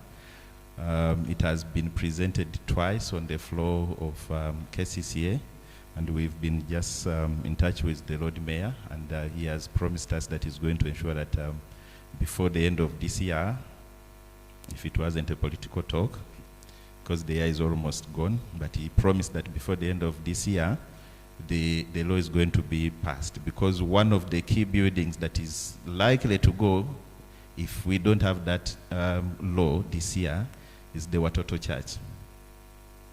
And the only way we can safeguard it is by having the ordinance to safeguard this. Recording in progress.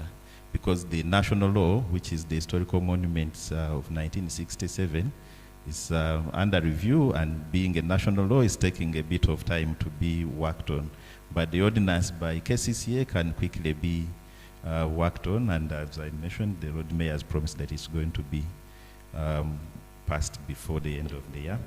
Then also through our heritage education program, we try as much as we can to engage young people to promote the safeguarding of historic buildings and other properties. Because if we don't engage young people at this particular moment, then we'll be wasting, our time. Most of us, I don't think we still have more than 60 years on this planet. So if you want those buildings to stay, then we need to engage young people, demonstrate to them how relevant these buildings are, and so that when they become responsible citizens, when they become policy makers, when they become our politicians, they are in a better position to talk about these buildings and be able to safeguard them. Okay, thank you very much, Mr. Swami. You can now pass on the microphone to Mr. Abiti. Before Mr. Abiti comes on stage, I have been requested to remind you that you should be mindful of your property. I think there are some wrong elements that may be in the auditorium who can take advantage. If you look here, then they might go with your bag. Please be mindful of your property. Mr. Abiti is from Uganda Museum. I think most of us know about the Uganda Museum, but maybe you can briefly tell us about your collection, and then tell us, how we as people, from the academia or even people from the community can benefit from your collection.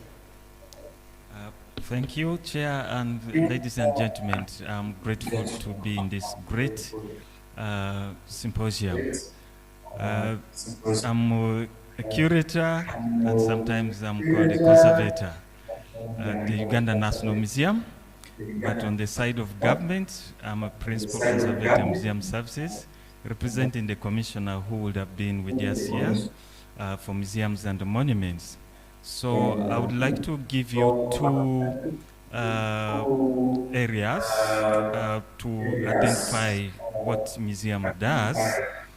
One is giving you a little bit of historical background and what it has and what structure exists at the museum. So historically, the museum is one of the key infrastructure which was established as part of the colonial institution that was used in those times to manage communities. So somebody will ask, that is work for you? It began 1908. 1908 is quite a little bit old, and that was a hot time where the 1900 agreement was just being signed. It meant there were a lot of activities being undertaken, and the museum was part of it. So basically, from there, from Entebbe, it moved to the main hut, the Fort Lugard, where they first raised the flag. There was a purpose-built museum, very small. It got demolished in 2000. So the building is not there. There's a replica. Recording in progress. And things related to museum. But from 1942, the objects were moved away from the government to academic environment. So it came to Makerere. So those things at the Uganda Museum were transformed from objects of protectorate to academic knowledge. So from 1942 up to 1953, then it went back to government, where now we have the Uganda National Museum. So there are layers of knowledges which you might be interested and explore to open up possibilities for Ugandans to know who we are, especially in regards to material objects. What we have are artifacts. Those artifacts are different. They are natural history objects. Animals. Don't take it for granted when you see a skin of a leopard being kept at the museum. Why they collected it at that time and why they preserved the skin. We need people to explore those historical analysis. Then we have the first printing press, which we know was introduced by Alexander Mackay, but we have a church called Alexander Mackay. That means a connection of religion, of missionaries, and education is layered with that one object. You can trace some memories that are significant to this country.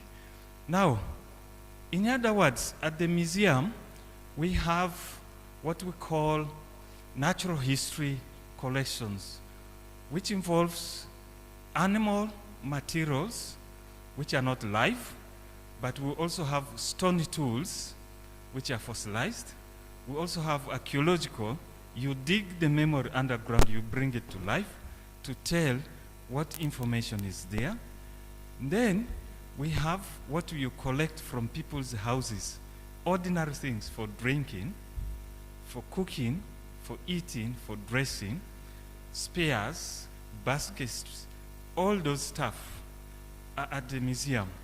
So one of the questions we were asking, why they were collecting them, and who collected, when they collected, those questions we still continue to find. Those objects are there. You scholars, it will be interesting, that can shape the knowledge for future. Some of our generation might be lost because some of the access information are denied to them, because such memories of knowledge through material culture were removed away from our current generation. They are deposited at the museum. A museum is a depository of material culture, of heritage, and it also involves, in other times, archival audio materials. The colleague from the University Library talked of audio, and we are aware the digital format of Klaus Watchman musicology was when this man was at the Uganda Museum working with curator Margaret Trowell, who was also a lecturer at the School of Fine Art. They worked together, moving throughout the country, and collected all tribal musical materials. So we have both the musical instruments played and the reels. Unfortunately, we have failed to digitize those reels, but we're grateful that Makerere will allow us to share those digital format, because when people come to the museum, they say the museum is too analog. They need digital format. So this partnership for us here is very grateful for the university to make us move forward. And then lastly, we have small things like map. You may find something, a little bit of a catalog card, but a very good researcher can begin to trace and follow it. You can even come to Makerere, to the Africana section, then Africana section will lead you to British Library, and then we can connect a little bit of knowledge to shape, especially to shape the future of this country. A lot of knowledge is hidden. Me, I'm interested for scholarly work at Uganda Museum. We do preservation, but we want scholarly knowledge. Now, why we are stagnant to present information, new knowledge, is because we don't know what form of knowledge we need. It needs intervention of academicians. I think that's what I will share. It's a little bit of disturbing, but you need to allow yourself to be dartened to get the objects. If you can, we would love to work with you in regard to that area. Now, to contextualize that with archive, I would look at the power to shape the world. Depends on how we mobilize these things, the material and the immaterial. If we can look at small things, the map, the object, the papers, and everything, the audio, and bring them together, and then we turn the textbook into ordinary knowledge. The museum does what we call presentation exhibitions. I would love the academicians to come to the museum. Whatever you have published, bring it, turn it to the public knowledge such that people see it through exhibitionary. We work through with you, we shortcut that 200 pages into 10-page shape for the public to acquire. For me, that is one part of the future of the museum. Now there's that part of monuments and sites. There's Department of Museums and Monuments. We fall under the Ministry of Tourism, Wildlife and Antiquities. Sometimes people place us that our only duty is to show things for tourists, that we cannot work with Ugandans to do things for our Ugandans. So it is time for us to make that noise through publications and the media.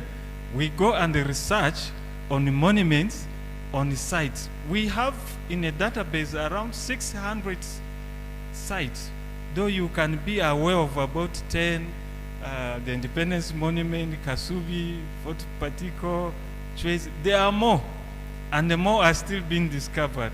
We might have 2,000 of them. I'm aware there is a program, a subject at Makerere University on archaeology and museums, but we need to go beyond just a little bit. I think they are reviewing it so that we make it interdisciplinary to shape that area of monuments which is closer to the communities. And as my colleague has said, that part is where we need to work a lot to get the oral archive and bring it, maybe transform it into both text and the documentary shape, maybe audiovisual, and bring it. I think now it is not only information we have, is not only for tourists, but also for Ugandans. So I will stop there to present my part. Thank you very much. Yeah. Okay, thank you very much, Mr. Abiti, for that historicizing, the Ugandan Museum, and also inviting us as academics to come and work with you and turn, these monuments into some knowledge which other people, can read about. As we draw, to close, I would like, to just ask maybe one or two questions to some of you, and then I will open the discussion to the participants who are here and those who are online. Maybe this question goes to Ms. Narwoga. How can we as academics, benefit, from the National Archives? And, but also the community, you have got all these records, how does the community benefit, from your archives? And how can we also benefit, also be of value to you? And maybe you could also tell us briefly about the challenges that you encounter as National Archives. Thank you. The researchers and actually the students welcome to the National Archives to come and do research from the primary sources of information. And also, if we could do a project like a practical project of arranging some of the records that we have, because the work sometimes it is too laborious and we are understaffed. So we need like a project to help us do the arrangement so that we can be able to actually work faster, so that we organize all the historical records that are lying in various ministries. Because there is a lot of history lying there. And if we could collectively and work together, we could arrange them and actually automate them faster so that the knowledge is accessed by the general public or the researchers who want to access that primary source of information. And also the challenges that we have, as I've told you, we are understaffed. We have 5 archivists and 6 records managers managing the archives in the whole country, so traversing the whole country, and most of our work is laborious. It includes lifting boxes, arranging and organizing that knowledge actually so that it can be.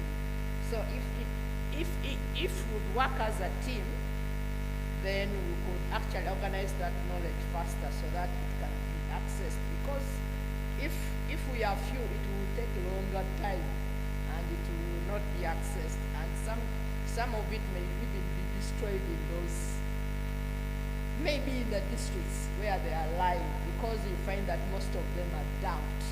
People are not interested in what? In actually collecting them and arranging them.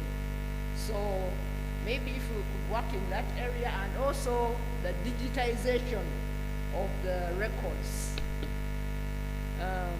because most of our records are actually becoming brittle, and in the future they will not be accessed, but if they are digitized, maybe that is how they can be accessed faster and they can be shared.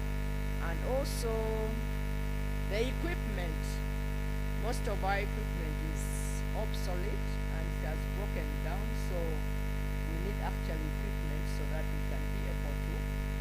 For instance, Danida procured for us the migrated archives that were taken to Public Record Office London, but the microfilm reader that was actually procured to access those miniature records, we cannot access them. So we need equipment. If we could be a way of equipping us, we could maybe work better. Thank you, Ms. Naroga. I don't know if you have funds, to come and help you to have that equipment for the National Archive. But I think, the government, can do a little bit to inject, more funds to have these things in place. Yeah, but also it's very interesting that you are calling on us, to work together. I think we can have, students from the Department of History and Asian Studies who can have, their internship, at your workplace and do some of this work. So I think this is very good that, you came today and we can take, a note from that. Dr. Narumaga, you talked about the challenges of digitization. I remember when I came to the library, I could see some of those newspapers, in tatters. Are there, any other challenges, and how can these projects, benefit from the collections that we have, some of the synergies, that we can bring on board? Okay. First, I would like to thank you for inviting me here, because when we had the discussion, I realized that we have similar challenges and we are on the same page. But still, I need to emphasize the challenge of preservation of these materials. Many times I feel that the government has left us to donors, and when you engage with the donor community, there are other interests, For example, in one of the projects,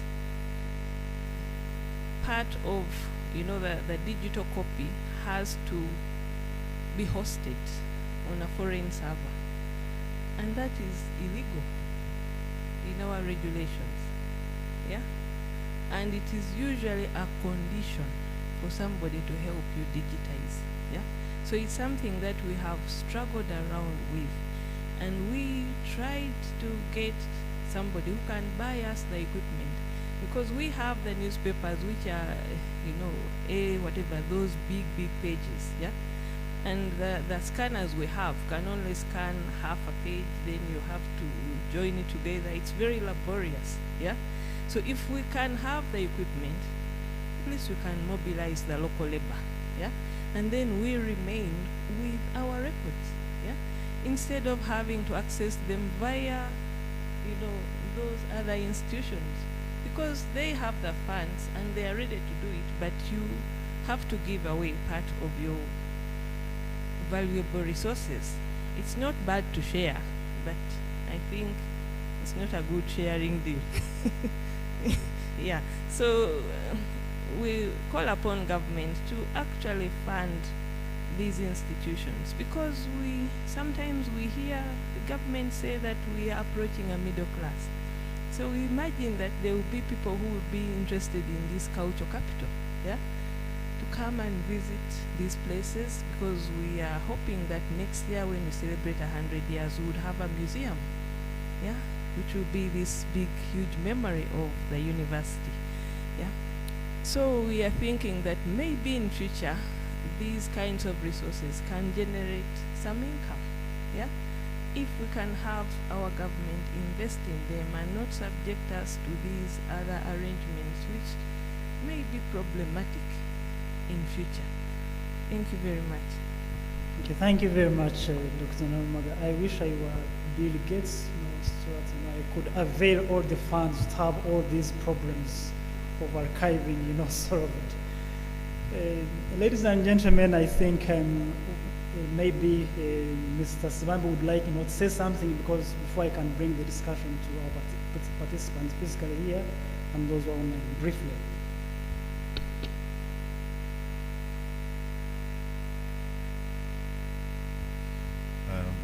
One is a question, and probably Dr. Kanakwa will answer it.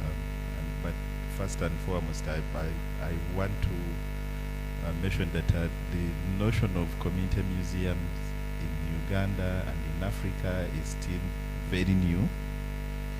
I think it is only in Uganda where we have community museums. The closest to that will be in Tanzania and Kenya, where they have village museums and peace museums. But in the rest of Africa, I've not had community museums being promoted. So I want to extend an invitation to you people in the academia to visit these museums and probably try to understand their ways of doing things, and also the struggle behind this community aspect of museums. Because for me, it's like a struggle. In some of my papers, I call it a struggle to remove museums from the colonial hills to the community, because as Nelson mentioned, you had the trend of the museum from Entebbe to Old Kampala, Makerere, and where it is at the moment. All those are colonial hills. Why wasn't it taken to Kivulu, Makerere, Kivulu, or Kalere? But these days it's very easy to find museums, small museums in the different communities.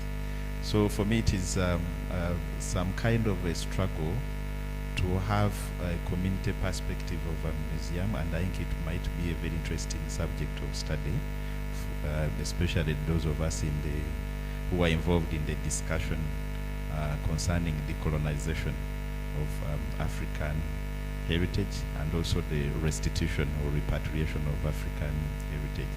It might be very interesting. Now, the question, Dr. Pamela, I was wondering, community museums being key actors in memory reconstruction and communication, how can they be part of this initiative?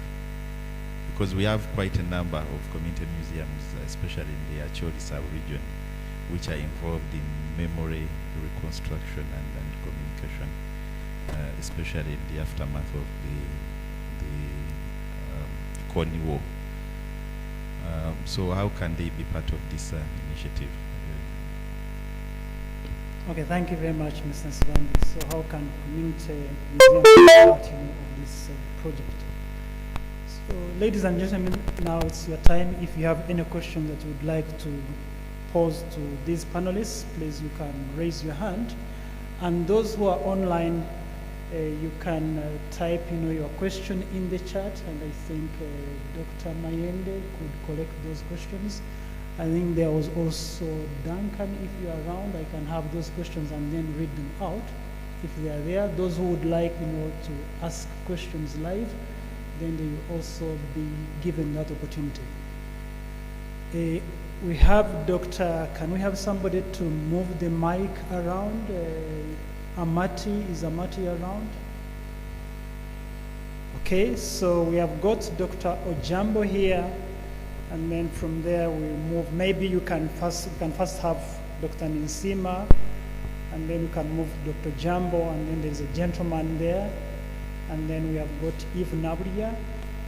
Also see Professor Oguma. You are welcome. I understand you are representing the Dean Psychology.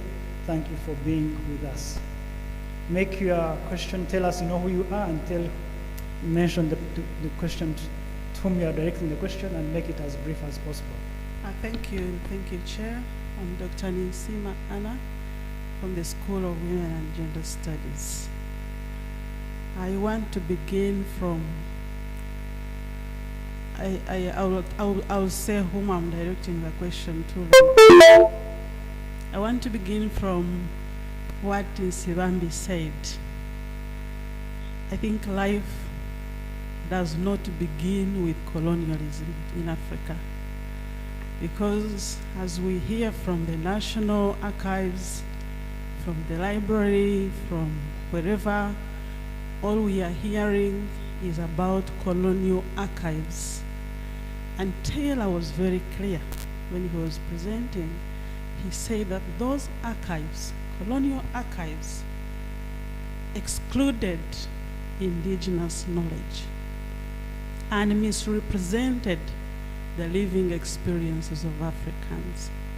So how do we put so much focus on these colonial archives when actually most of the lived experiences, or the archives that actually are indigenous, were kept in London and in New York, except for the music, which was recently repatriated to the school in Makerere, which I read about in Thomason's paper, that they were repatriated, and some people cannot even understand them. They cannot even accept them as being part of their lives. So how do we get, I don't know whom to address this question to, whether Taylor can be of help. How do we get those archives that are kept in London that actually tell us exactly who we are, the truth about us? How do we get them? And then, of course, you get to Ruth's question and concern. By the way, Ruth, if people want to share information, don't think they don't have it. So they already have your partners. So you're worried about this, what is happening. But I think a lot of it, as you said, is kept in the UK. So for me, my concern is, how do we get this liberating information, if it can liberate us at all? Because some people, even when they get it, they deny it because of the colonized minds. Thank you so much. Thank you, Dr. Ninsima. How do we get these archives back? Maybe Taylor, you are going to answer that question. I think recently there were some of those Benin bronze which were returned, to is it Nigeria? So maybe in that light. Dr. Jambo there, and then there's a gentleman there in black. I don't quite understand, because when you have a mask I can't identify you, and then we can move to Dr. Jambo. Yeah, thank you so much. I'm Joel Odokonyero from the National Memory and Peace Documentation Center of the Refugee Law Project based in Kitgum. I think, as Dr. Edgar mentioned earlier, that an archive is not passive, it's something fluid.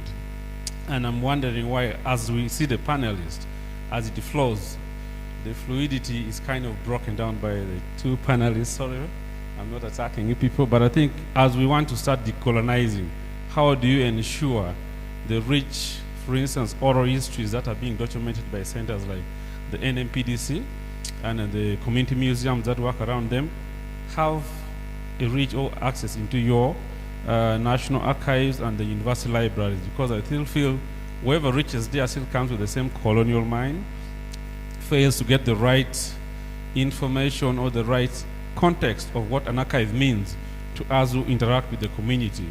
And I don't know whether it was by default.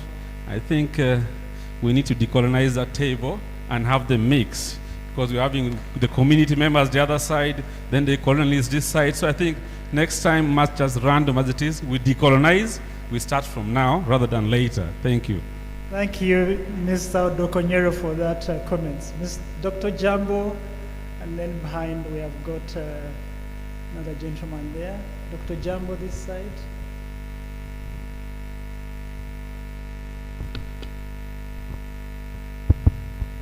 Thank you. Allow me to talk while seated because of the texture of this place. My name is Robert Ojambo. I am a student of history, a senior lecturer at the Department of History and Political Science, Chambogo University, the department that I head. Thank you so much, first of all, for inviting us here. This debate is long overdue. For us students of history, it is very, very difficult to write history without an archive, a museum, or any memory-related thing. And that's why you have seen that there have been very little production of history in Uganda. In fact, much of the work we have is just contemporary history. We don't have deep history. Most of our students are not doing deep history. And it is because the challenge they have at the archive. When I was a student, the archive was still in Entebbe, in some place dumped in some room in the Ministry of Agriculture, something, and it was called the Record Center. To go to that place was like going to State House. To reach there, what about to get information? And if you reached the information, you would even be discouraged more, because the information that you are looking for is not there. If it is there, you don't know how to get it. When we came here at Wandegea, things improved slightly. I thank her. But you remember, for a very long time, that office was changed to a land commission. And I thought that was terrible. An archive becomes office of a land commission because of an inquiry, small inquiry, which I don't know where it has even ended. And all that time also accessing that place was very, very difficult. So I am talking about accessibility. That is the first thing. Majority of our students, when you tell them to go to the archive, you have sent them to CPS. Accessibility is a problem, and when they reach there to get information is very difficult. If it is difficult to some of us, what about a student in first year or even down there? So I think we need to work on accessibility. How does somebody enter an archive or a record center and get the information that they want? So madam, I think together we need to work around that area of accessibility. Then the second problem which goes with accessibility is incomplete record. For us, we write history in sequences. You are moving maybe from 1900 and you want to move on up to 2017, if it is allowed. You will be very fluid from 1890 to 1960. There you will have some correspondences really joining together. You get a letter written by the governor to the high commissioner, to the district commissioner, to the villager in the village, and round like that. And you can correspond that information. From 1960 and above, the archive died. That information, and yet I would think this is the most recent, which is there. But you would not find, it is dotted. You will find some 1962 and 1980, there is almost nothing, and so on and so forth. So how do we complete our records? Then lastly, is the transfer of records or material. The madam there, Madam Justin, talked about information moving from district archives to the National Archive. For me, that's what I consider as hiding information. In fact, if you start moving information from all the districts of Uganda to the National Archive, you are conspiring to hide information, in my view. Because if I'm doing something on the land conflict in Jinja, and I have to come to Kampala, that study becomes very complicated because of the bureaucracy and so many other things. For me, I would suggest, I agree with you that we need to decongest the districts. But logically, what can you decongest? I thought you decongest the center to the districts. So if we could change the format. I was in Mbale, Tororo. You open a records office and the boxes fall on you. It's just organizing them. 2, why don't we duplicate? We get a copy remain there, and a copy comes to the center, and wherever you want it to be, duplicating. Then the worst thing that annoys you is you are looking for information, then they send you to the British Library or the British Archive. Is there any ways to try to get information from there so that we can put it at the National Archive, at the District Archive, and so on? I have a solution lastly, sir. Yes. My proposal is that we need, as many people have already suggested, to work together. To work together with the universities, to work together with all entities, so that we can, in a way, document our archives.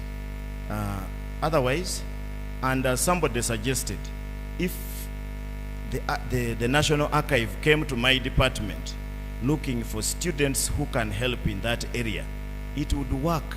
But the National Archive is sort of detached from the people they are archiving information with. So really, madam, we can work together. We can work together. We have the manpower. We have the people who are interested. For those who have studied, like my colleague Taylor there, why they are here is that when you come to Uganda to do a research, the first thing in your research is to organize the archive before you start using it. So can we also in all our courses put in our students that the first thing we shall do when we reach an archive is to organize it first, then we start using it. Thank you. Thank you very much, Dr. Jambo. So that question of how do we complete records, well, Jambo was providing, some answers to his questions, but I think it still stands. And I think Mr. Kabale from UBC, there are those records that you lost when you are transferring, things from that place. There has been, this strategy of getting guns, from the Karamanjong. So do you think those records were completely lost by people, who took them when they were left out? Or is there a way, we can appeal to the community, whoever has that, to bring them on board? You will answer later on. The gentleman there, please. Thank you very much. I'm Sifred from Tesade First Royal University, again a student of history. I just wanted to build on Dr. Jambo's presentation, accessibility. Today we are talking about making archives popular. Why would we need research permits from the National Council of Science to come to your place, especially if we are sending our young historians in the making? Of what benefits does this serve you as people who want to disseminate information? Can't we change that? Thank you very much. Well, thank you very much. I think we have still so many hands, but we may forget some of these questions that we have put in other people.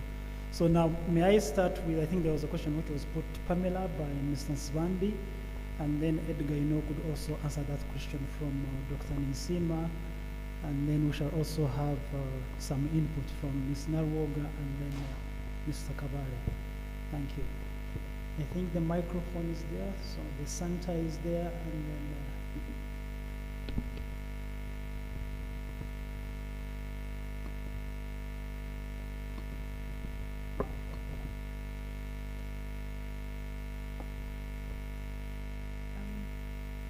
Thank you, Chair, and thank you, Mr. Sivambi. I first of all want to appreciate that you're able to make time to come and join us, because I think the invitation was really on short notice, and you told me you're supposed to travel to Benin, so I was praying that something doesn't work out very fast.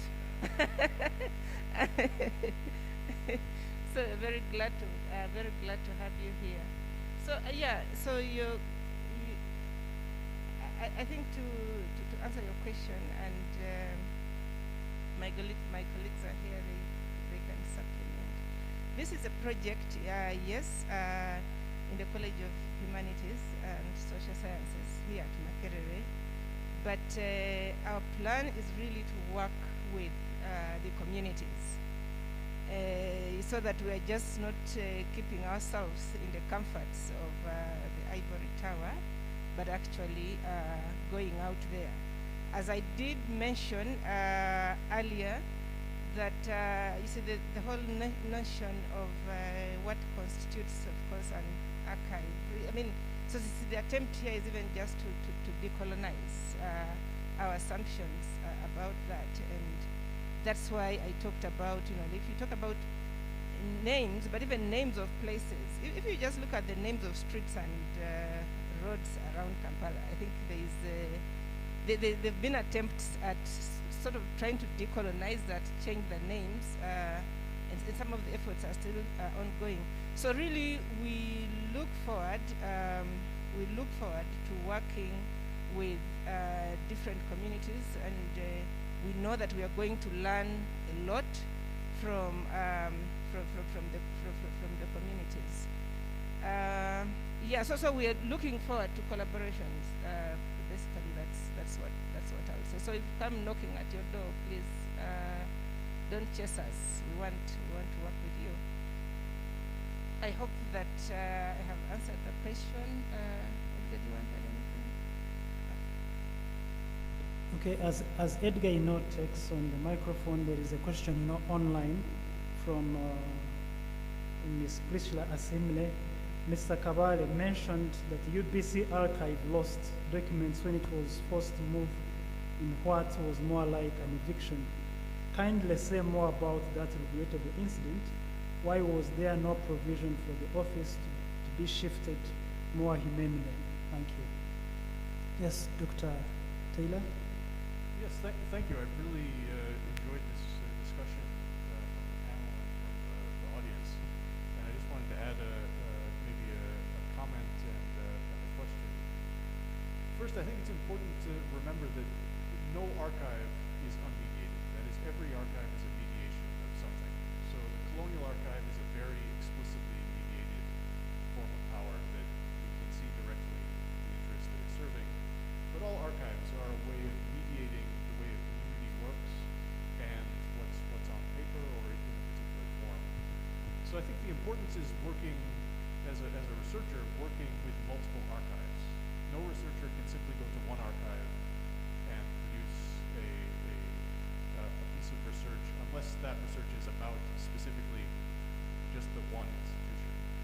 We work across archives, and that's why I think each of the institutions that are represented here today are so important, because they allow us to work through different types of archival documentations and forms of preservation.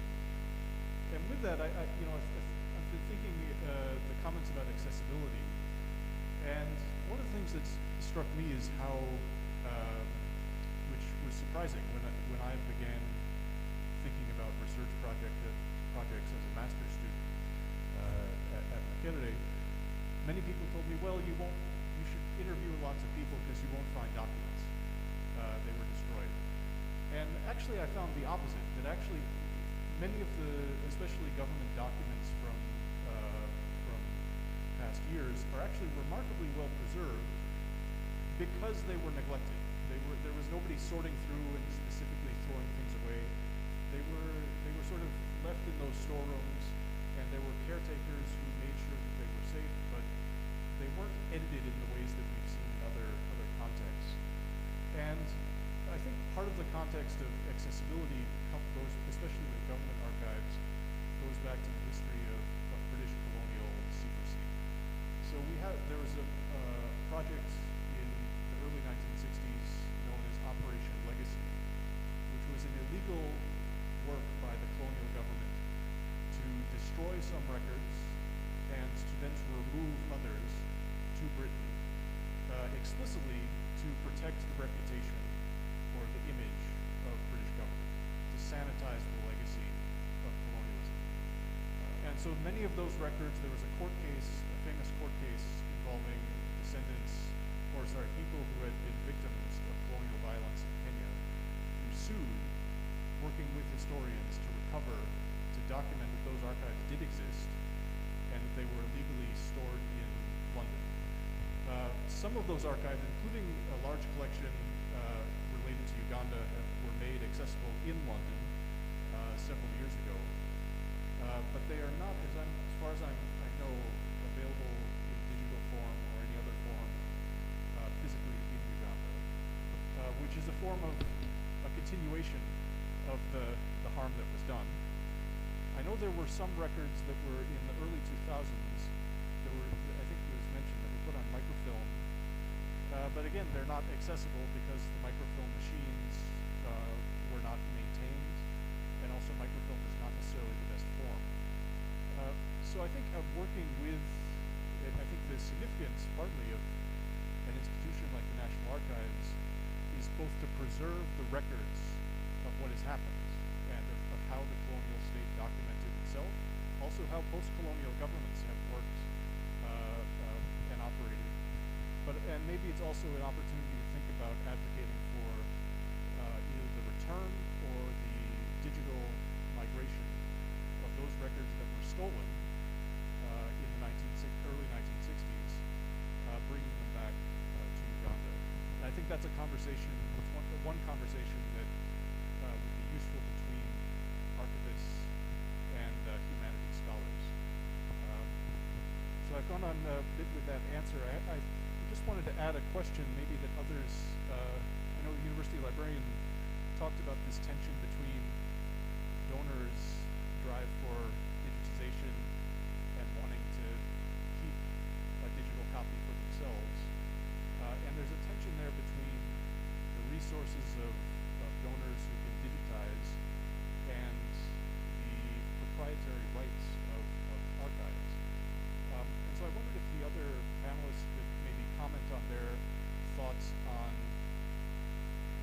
making, in wanting to make your collections accessible, but also not wanting to relinquish your ownership of the material that you guard. So that's my question.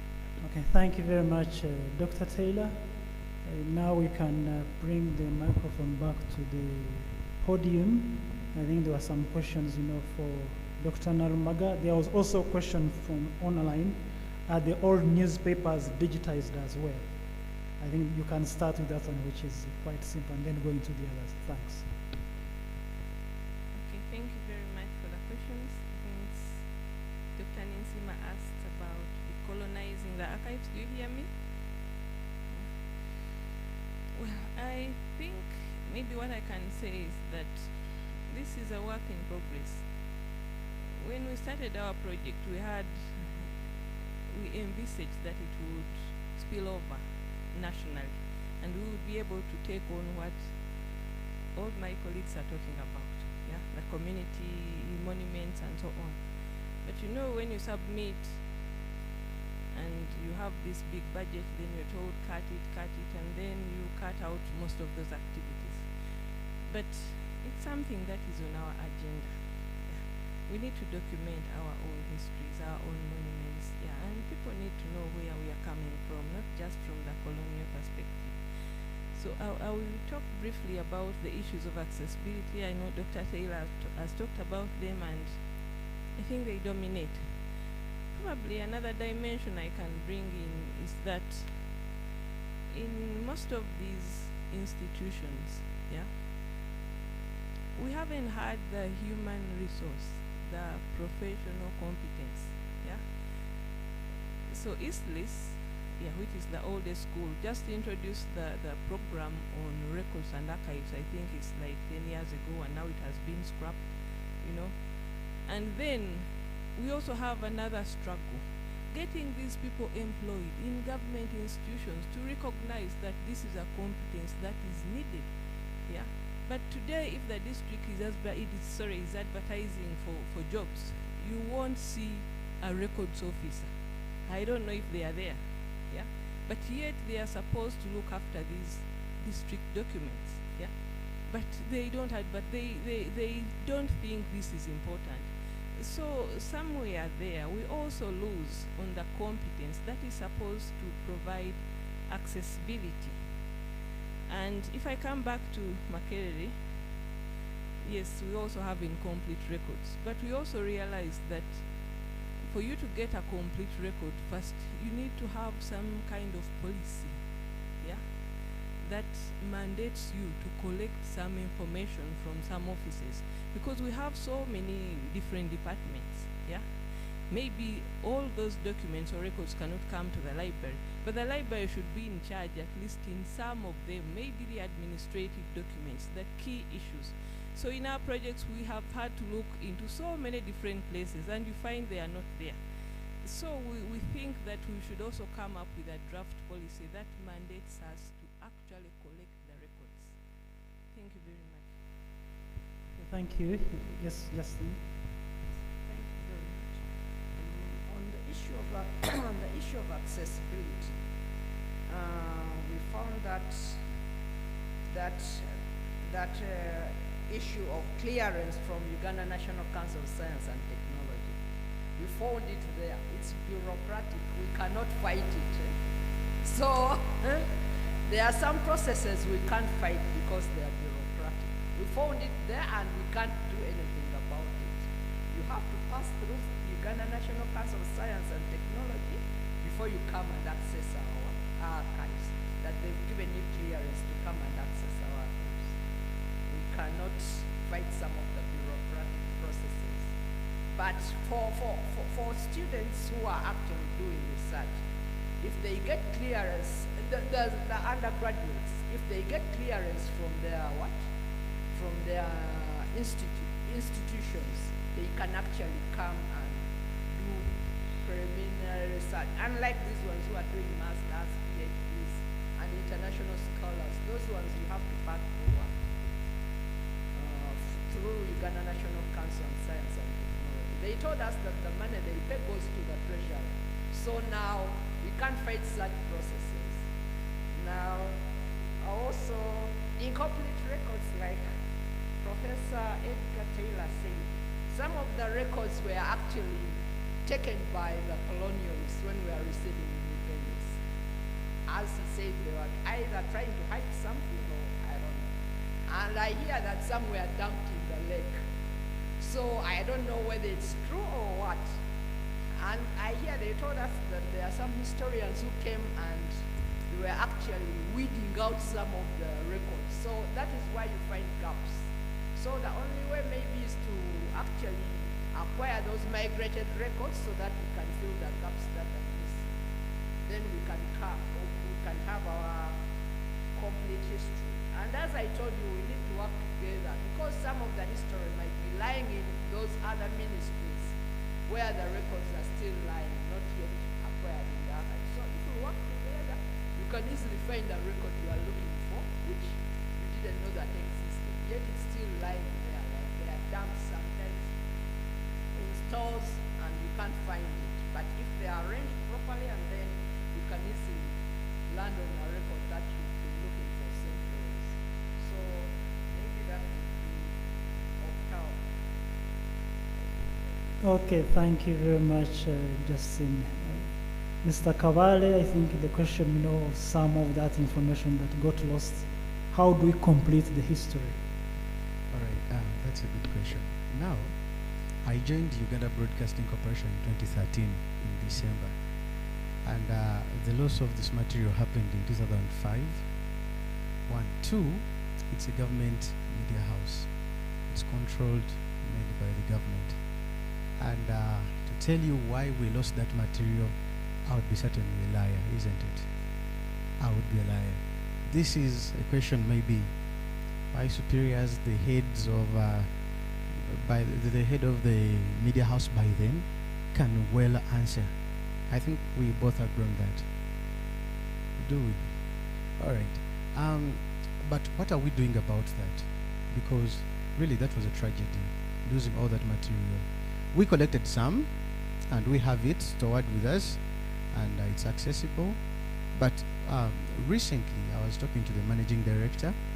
He has put the outcry there in the public, and a few people actually have come out and on board right now, trying to bring back this material, because some took it thinking it will be helpful to them, but it hasn't. And they fear to bring it back because they know it was government material. So we are trying to sit on a round table and trying to show them, no, it's okay, please bring it back. As we talk, one person has already actually started the process of returning some of this material. So yes, UBC is really doing something. And personally, even actually with the colleagues that we work with, some had this material kept in their offices without their knowledge because they inherited the office. And personally, when I joined, I took it upon myself to reach out to these people and tell them, you know what, anything old, please, and you feel you're not using it, bring it to me. One of the harvest that the unseen photos that we've been actually exhibiting, like the unseen photographs of Idi Amin. I found the whole cabinet in someone's office, and it was just there. I said, you know what, that's filling my space. Can you take it in the archives? They used to think it is a dumping ground. But when I accessed it, got it, and currently we are really harvesting big from it. So yes, recovering is happening, and it is really yielding good fruits. Thank you very much. At least there is some hope there. Yeah, Mr. Svande, you can quickly make a comment, and then we shall have another round of questions, and then we shall complete this session. Thank you. I just have a piece of advice to our colleagues from the National Archives and from the University Library.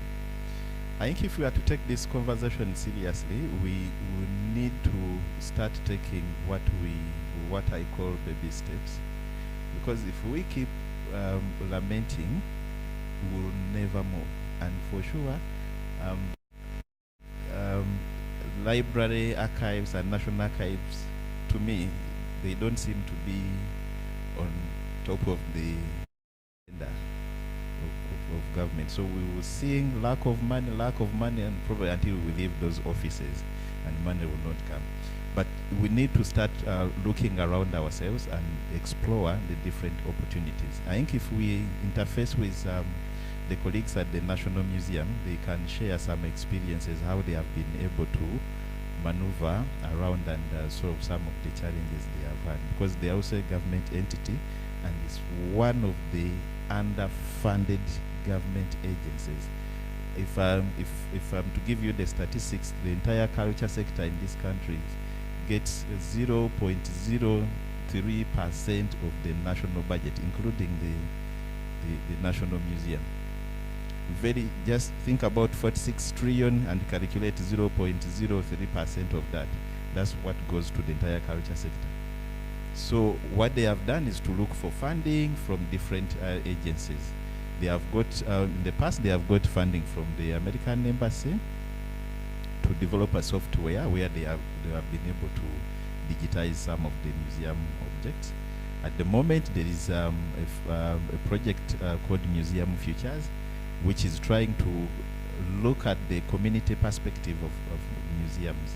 How, if the colonial masters told their stories in 1908, can Ugandans tell their stories today on the same objects? Because you can have one object with different, perspectives, because they had a different purpose of collecting, and that's how they projected the information and the objects. And Africans, we also have a different way of looking at some of these objects. And probably it is the same way when it comes to the archives. So I think we need to start exploring the different opportunities around us, and we take baby steps. You don't need to wait for huge funding. If there is a 10,000 US dollars somewhere, go for it. Do something small, build on that, and ask for more money from somewhere else. And I'm very sure the University Vice Chancellor can always write recommendations for you if you want to get funding. Okay, thank you very much for that advice, Mr. Swami. Professor Baguma, you had a question, and I think there was also a question from Dr. Naburia. Then we shall have a question from Dr. Tabu here, and then there are quite many now. So let's first, can we have the microphone move? Yeah, there is a question that is coming from the online participant, Dr. Jimmy Sentongo. In the context of this project, what is meant by decolonizing? Dr. Taylor, Professor Chile, would you like to have a try on that later on? So in the context of this project, what is meant by decolonizing? So Professor Oguma. Thank you very much, MC. I have a few questions. Some have been preempted. I think this project is very important because much of our history and much of our life, of the African life, remains oral. So an attempt to capture our history and digitize it is extremely important. So I thank you very much, researchers, for choosing this topic. I begin with questions which are general to everybody there in front. Prof, make them brief. Yes, I would be very brief. Number one, I'm a good dancer, traditional dancer. But as I stand and dance, these land guys always laugh at me. What is the problem? Question number two. Whom would you like to answer that? All of them who can manage. All right, okay. Yes. Another one, a general one also, the second question is, are there efforts to capture the objects of the 18th and 19th century? That is question number two. Number three, UBC, is there an attempt to reconstruct lost material? I think this has been raised already. I think there should be an attempt to reconstruct. If you cannot get it back, try to reconstruct in some way so that we don't lose completely the materials of UTV. The next question is about cross-cultural. This one can be answered by the cross-cultural person. You say you are concentrating on beneficial practices. What about harmful cultural practices? Can't that be also an important area to focus on? Uganda Museum. Uganda Museum, my experience is that the materials at Uganda Museum are dwindling. They are dwindling. Around the late 70s, the spaces used to be full of artifacts. But now when you go there, you see bars in the space of Uganda Museum, bars, tea rooms. So instead of expanding this space in terms of artifacts, the artifacts are dwindling. I think some have been stolen. So I would like to hear from you what is exactly happening. The last one. The last one. The issue of stolen materials has been raised. We need those materials back, and then expansion, accessibility to materials is becoming very expensive. For example, if you go to NBS, they will charge you something like 400,000 to access material from there. So, lastly, to Dr. Narumaga, our own. Somebody said, stop lamenting It should be action-packed because you see, there are things which we can do here in Uganda, and I'm requesting that could you write a proposal to His Excellency Yoweri Kaguta Museveni, and I'm sure if you write it properly, that the proposal would be funded.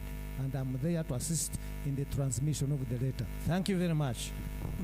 Thank you very much, Professor Oguma. I think he will help Dr. Nalmaga, to pass on that proposal to the President. Dr. Nabria, make it brief. Thank you very much, everyone. Thank you very much, MC. My question briefly is, I see that efforts at archiving are focused on physical materials mostly. And I'm wondering then, what is the place of the intangible cultural artifacts?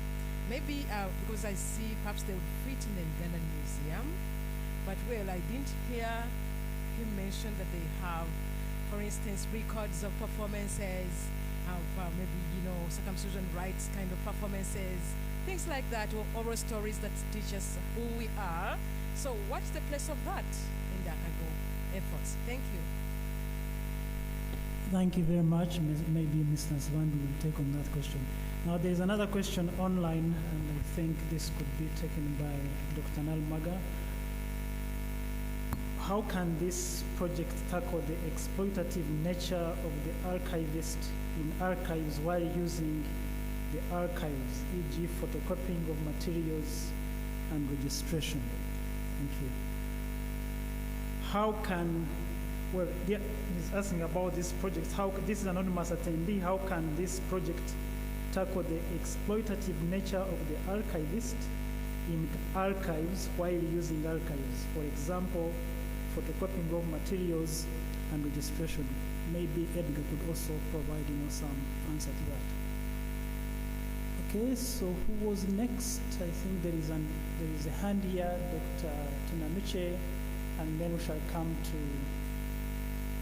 Dr. Tabu, and then there is someone there I can't recognize who they are. All right. Briefly. Yeah, and the second one was asked by Professor Oguma, so I am going directly to the first one. The idea of enduring value. Who determines an archive to be of enduring value, and why is being selective? Is it talking about the history of oppression or the history of liberation? Can't an archive become an enduring to one person and being a nuisance to another? Whom would you like to answer that question? I think all of them. All of them. Okay, thank you. What is his name?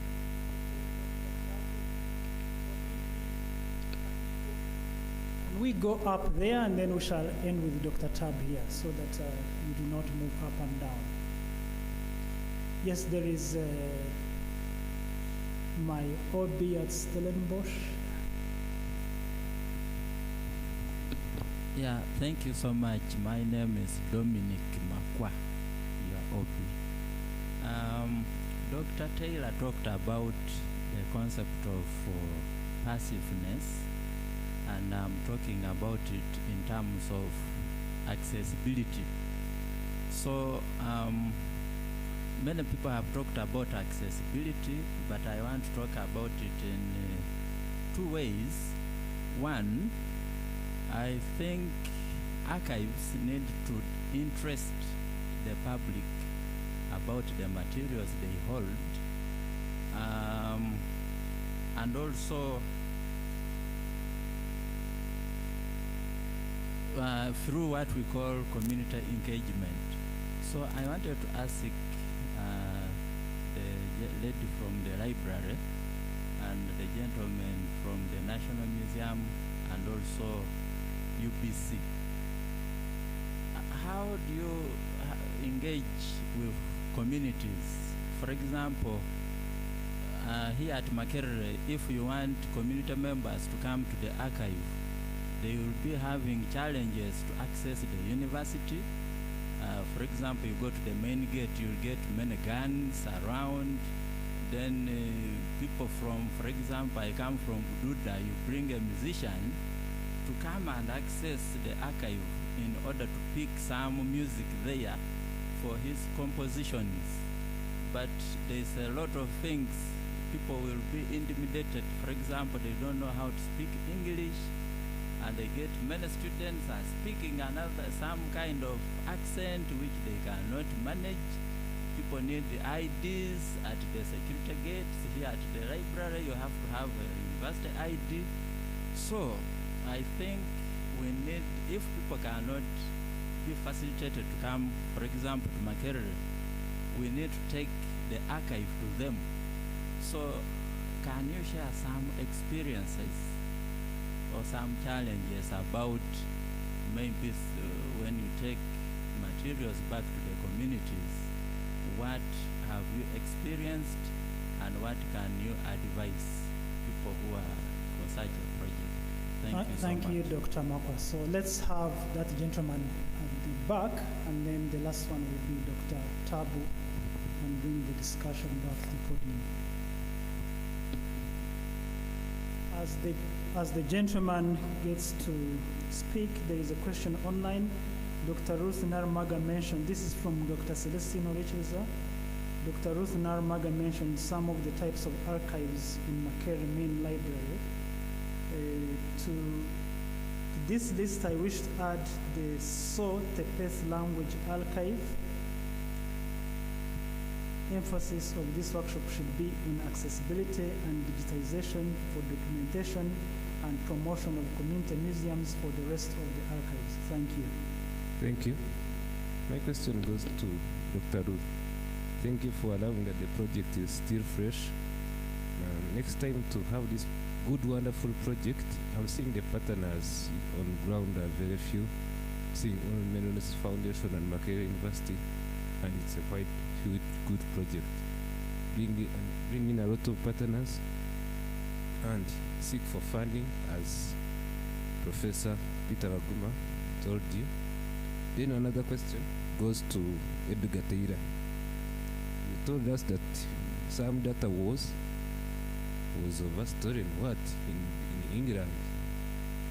Why don't we have data collection from when you happen to go back to your country, Dr. Edgar Teira? Collecting data from the surviving aged. Like in the movie of Titanic, if you see it, Jack and Rose didn't play that movie. But when you really watch the movie, you can say, oh, these people were surviving. But they were not. This is an old movie of 1922. But they tried to go back to the ground. What happened? Tell us. Collecting data from the few surviving aged ones. And really you can write about that thing. Thank you. Thank you very much, and then we shall have the last question from Dr. Tabu as the microphone comes down.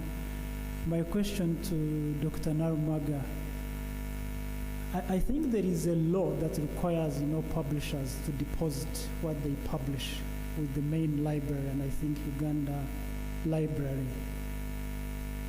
Is it working? Do you get those deposits in your library?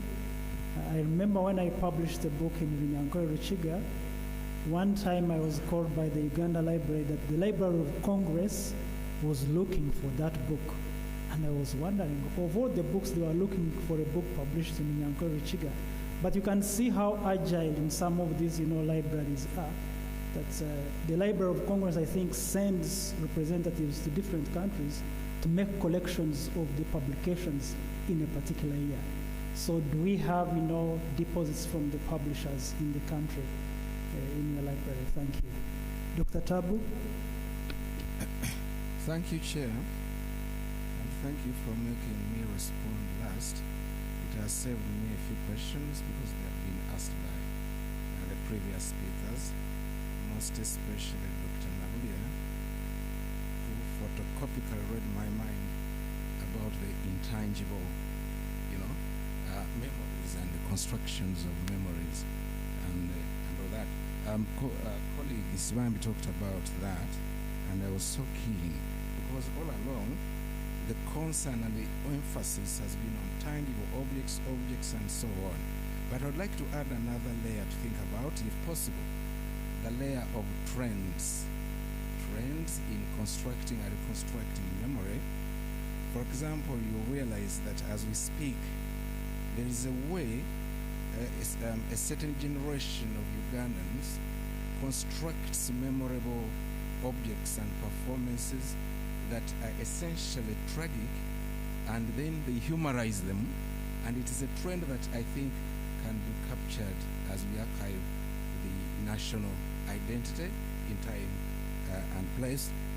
Secondly, when I listen again to all the presenters, can I say at the podium, there is a trend of concentrating on what I can call grand narratives, similar to what a colleague asked, who determines the artifact of value?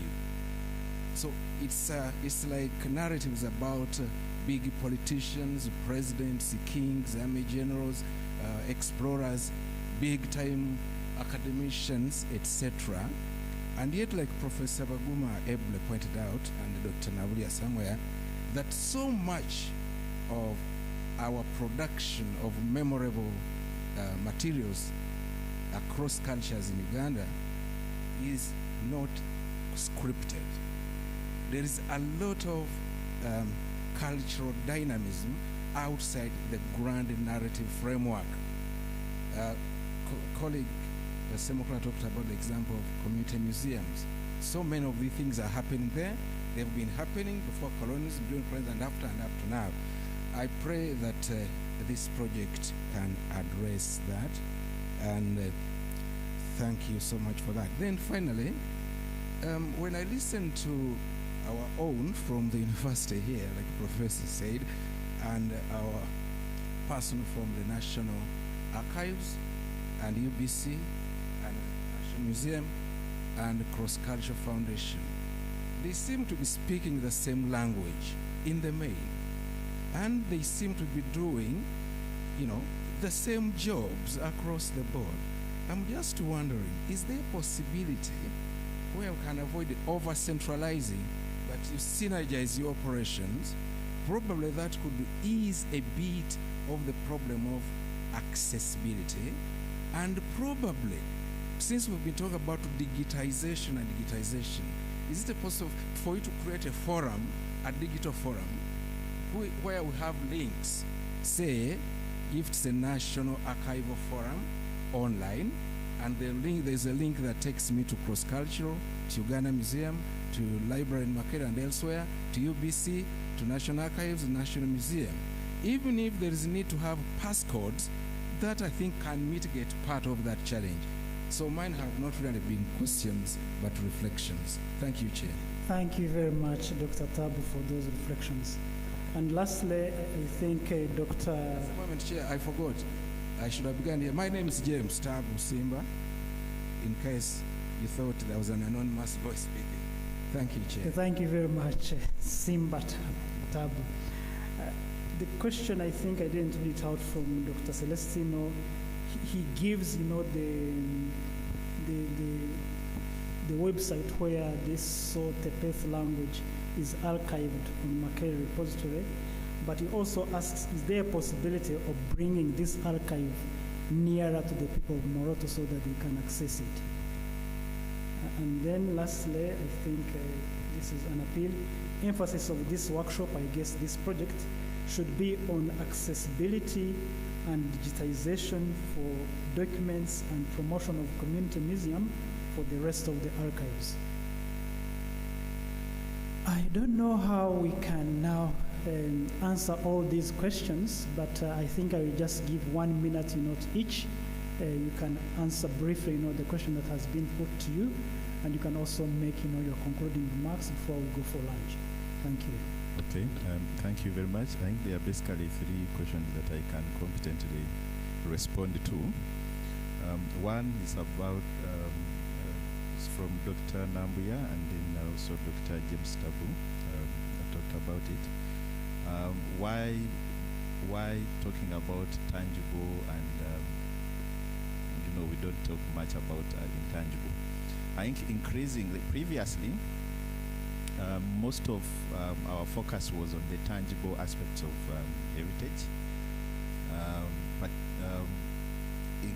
UNESCO, one of the agencies, the UN agencies responsible for culture, realized that it's very difficult to safeguard the tangible aspects of heritage without looking at the intangible aspects. So as we talk now, there is another category of heritage called mixed heritage, where you can, for instance, look at Rwenzori Mountains National Park as a World Heritage Site. It is a physical aspect of heritage, but at the same time you need to look at the intangible aspects of it, the cultural practices, the rituals, the different aspects that are treasured by the communities around the national park. So if you focus on the physical aspect without looking at what the Bakonzo treasure, what the Bamba treasure, what the Batoro treasure, you will not go very far in terms of safeguarding. And I think it should be the same approach when we are talking about archiving the different aspects of our heritage. We need to focus on the two, the tangible and the intangible in equal measure. What about the harmful cultural practices? CCFU, as I mentioned, focuses mainly on the positive aspects of our cultures, but that doesn't mean that we are not aware of the negative aspects of our cultures. We know they are there, and what we normally do is to encourage dialogue and discussion around the negative or what are considered harmful practices, because we are very quick to say this kind of practice is very harmful, but who are we, especially if you don't belong to that particular community, to say that practice is harmful? What if the owners of the practice are not looking at it as a harmful one? So usually we sit with the communities, and for instance in this country there is, I think everybody is aware of the FGM, the female genital mutilation, and there is even a law, the 2010 FGM Act. But the question is, how come that despite the presence of this law, FGM is still on? People are still practicing it. So that means that probably the framers of this law and many of us from civil society who advocated for this law didn't take into consideration the values that this community attach to the practice. We are very quick to say this is very harmful, you better drop it, and the law is here, the police is around, and we are not very mindful about the kind of values that the communities attach.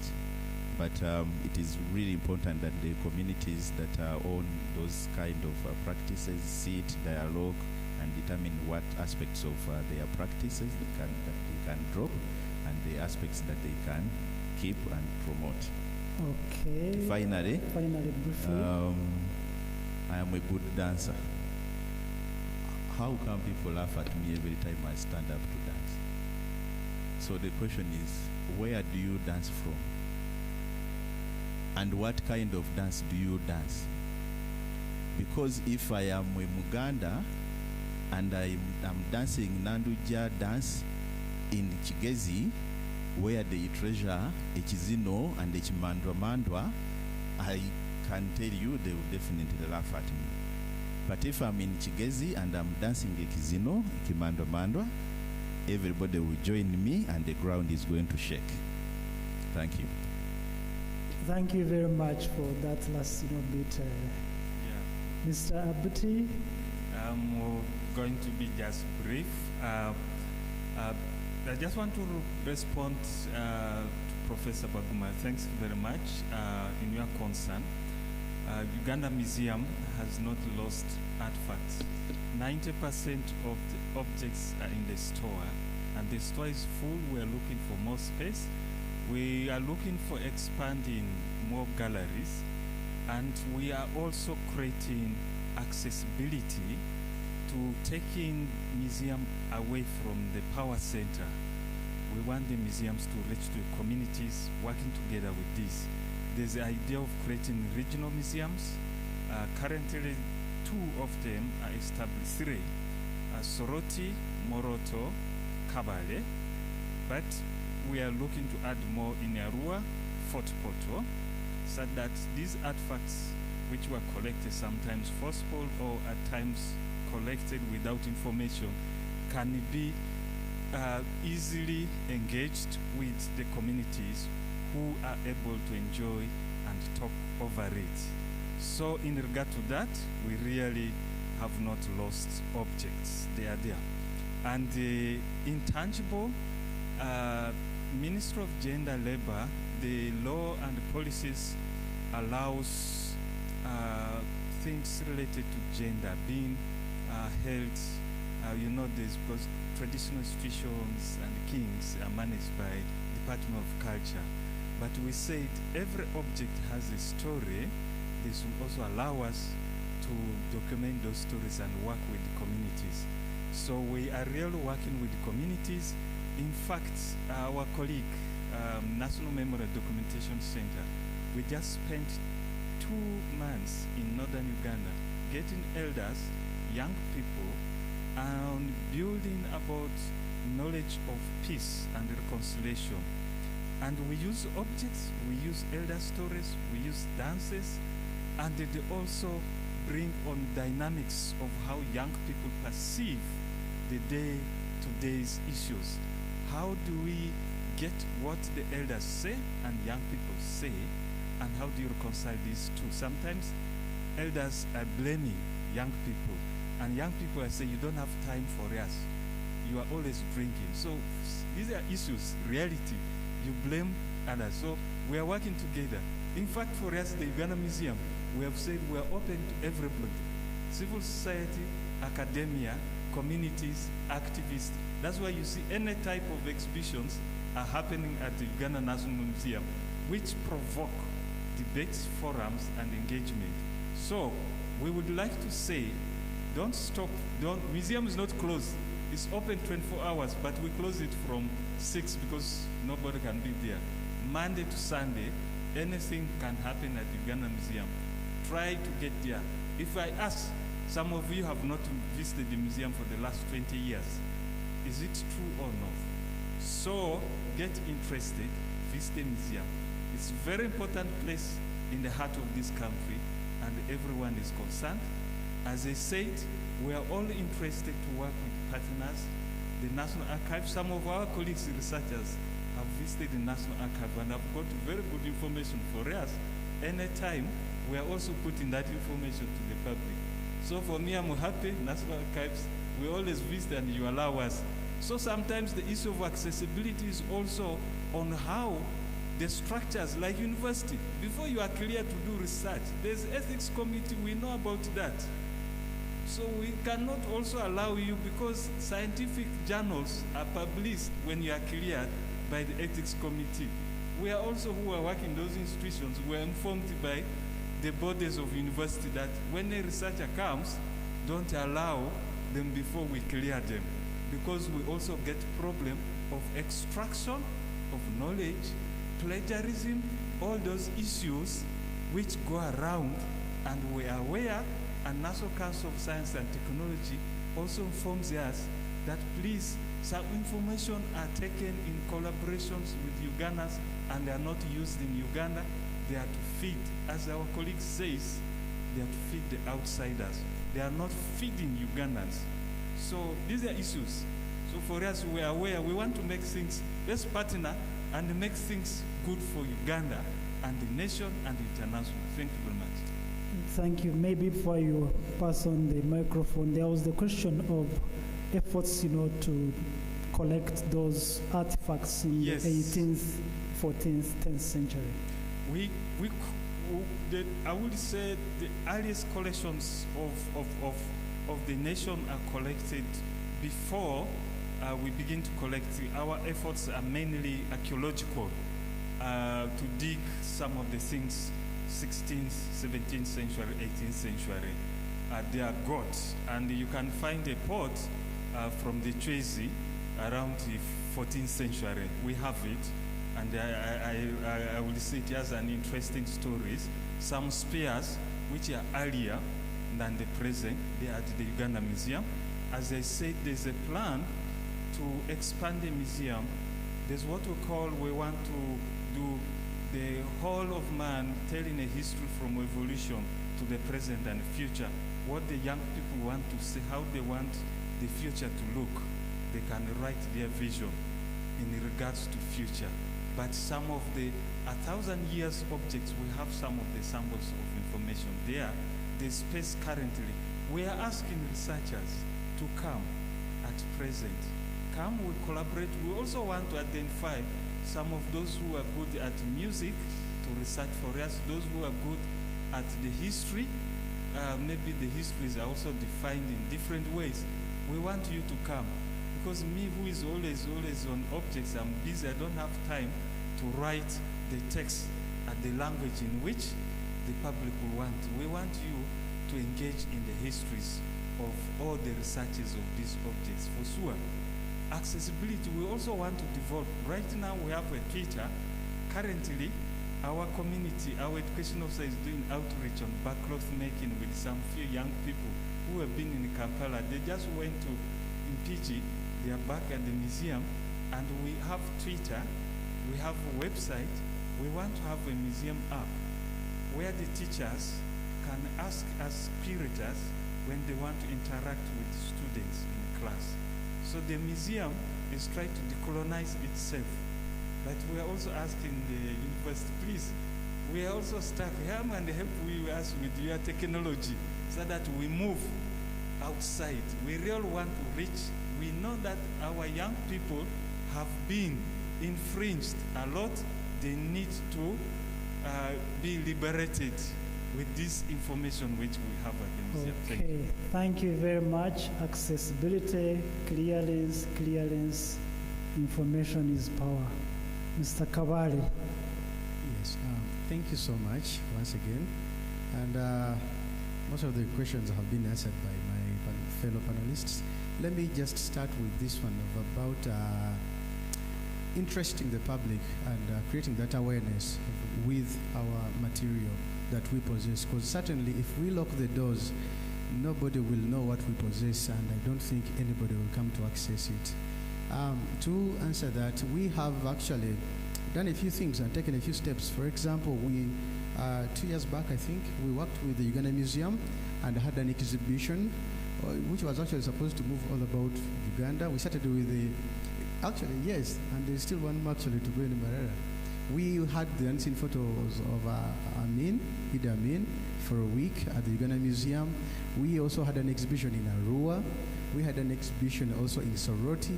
There's one more that will happen in the Museum of Makerere, but we are still waiting for the lockdown to come down, and then we see how we proceed with that. So that is one of the steps we've taken. We've also had TV programs. For example, we have currently 4 TV stations and 11 radio stations. So we disseminate this material to the producers and the programmers who air it, and I have personally been approached by a few people who, through watching some of the programs, have reached out to our public relations officer, who has gotten to me and have been of great value to those researchers. So yes, well, I can't say we have fully exhausted all the possible angles, but as I said, most of the things we can't work on them because they're still in analog format, and there is no way we can show you a tape, yet you're interested in the information on the tape. So those are some of the things, the hiccups that are still holding us back, but yes, we are taking the steps and the measures. Someone mentioned about connecting the dots. That's a very wonderful recommendation, and I'm certainly going to take it to my bosses and make sure we really look into it, because the history of this nation matters a lot. Finally, I'm going to conclude with this about accessibility. We are currently working on the access policy at UBC. It has not been in existence. It's actually one of the reasons why people have been having issues coming to access this material, yet it is of great value also to researchers. But we are not going to fully wait for the policy to be made, because it really takes a long process. And currently you can get in touch with our public relations officer. His contacts are on our website and on our Twitter handles. But to make it a bit more easier, you can get in touch with me, and we see how to proceed with that. But when you get in touch with me, one of the things that you must consider so much is having an introduction letter, because that has to back me up also. And when we work, all the nitty-gritty is done, and we've seen what you want, and you want to access it, we have the form that you sign, because we must be sure and certain of your intent to use this material. Remember, this is so sensitive, very sensitive, and it's not really hard, please. My conclusive remark would be that, please, don't base on rumors that UBC can't be accessed. Don't base on that they lost all the history. Please, come, see me, let us go through everything, and please, let's confirm that, okay, what you want is not there. But you never know. I might know someone, because I work with UBC. Some of the information could be at Vision Group. Some of it can be at Monitor, and I can direct you there. Certainly, I've done it for so many researchers, both from within Uganda and abroad, and they've really appreciated. So come, let's sit, let us see what we have, if it is of great use to you, and let's proceed. Please, you're most welcome. Thank you, Mr. Malachi Kabale. Justin? Thank you. Thank you very much. I'd like to answer the question on who determines the enduring value of a record. While when we are praising, we have at the back of our mind, we select values.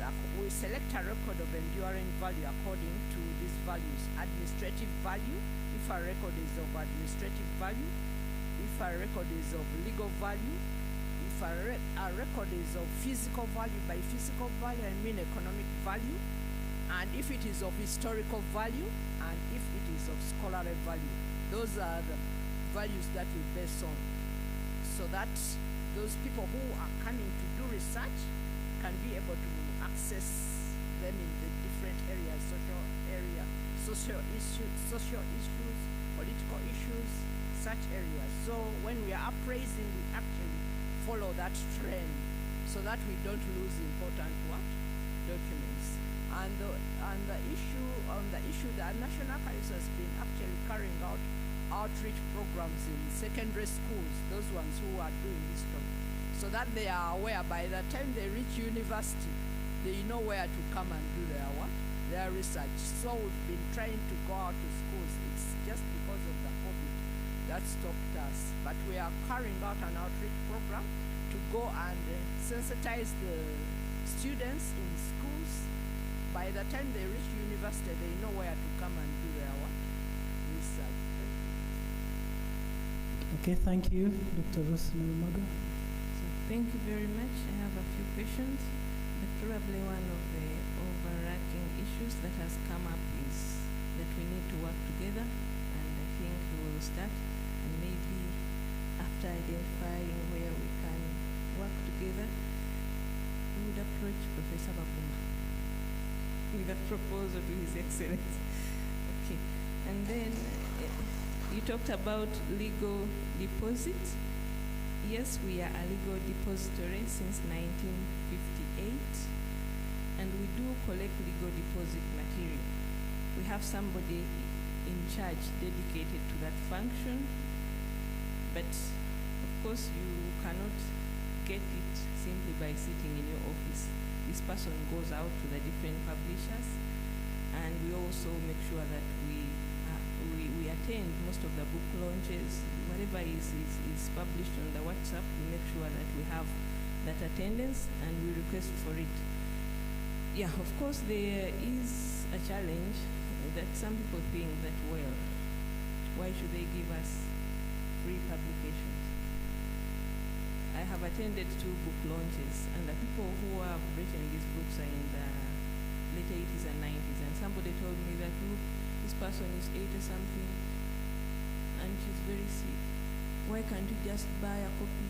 You know, there is a challenge. So it's, of course, it's up to us to see how they can benefit, because the ideal is that we collect information that can be used by nationals and researchers, but also that we can help them market. If we can produce a bibliography, yeah, and then we circulate it, maybe people who are interested in procuring these books can be able to buy them, and these people will be able to benefit. So I think we have to emphasize that one, but we are very active on it. And then there is somebody who talked about the exploitative nature of photocopying and so on. Yes, now, if you have archives, yes, these old documents, usually there is a policy on how you access them and how to use them, yeah? And people have to, normally we don't allow photocopying, although sometimes it may happen in some circumstances, but somebody is supposed to use them in plain sight with pencils. I mean, all my colleagues know that. And we are also trying to emphasize the digitization, because the digitization can help us preserve this very old copy, yeah? And if we can have the funds to procure all this equipment to digitize, then I'm sure that we will be safer with these materials. And my colleague has answered the issue on enduring value. Then somebody asked us about the community engagement. Now, in the university, okay, the university library serves two functions. It has the national aspect, which is the legal depository, but also the academic. So every year we have what we call a library day. And the library day is supposed to be our form of community engagement. We invite different people and the press, yeah? And people are able to come and see what we do and what we offer and what we have, okay? But we also probably have to emphasize that people who are not students can use the library, because we have different levels of accessibility. We have the students, the researchers, the external users, yeah? The external users pay a very small fee, and they can use the materials that we have in the library, including the e-resources. So it's not really exhibitive, sorry,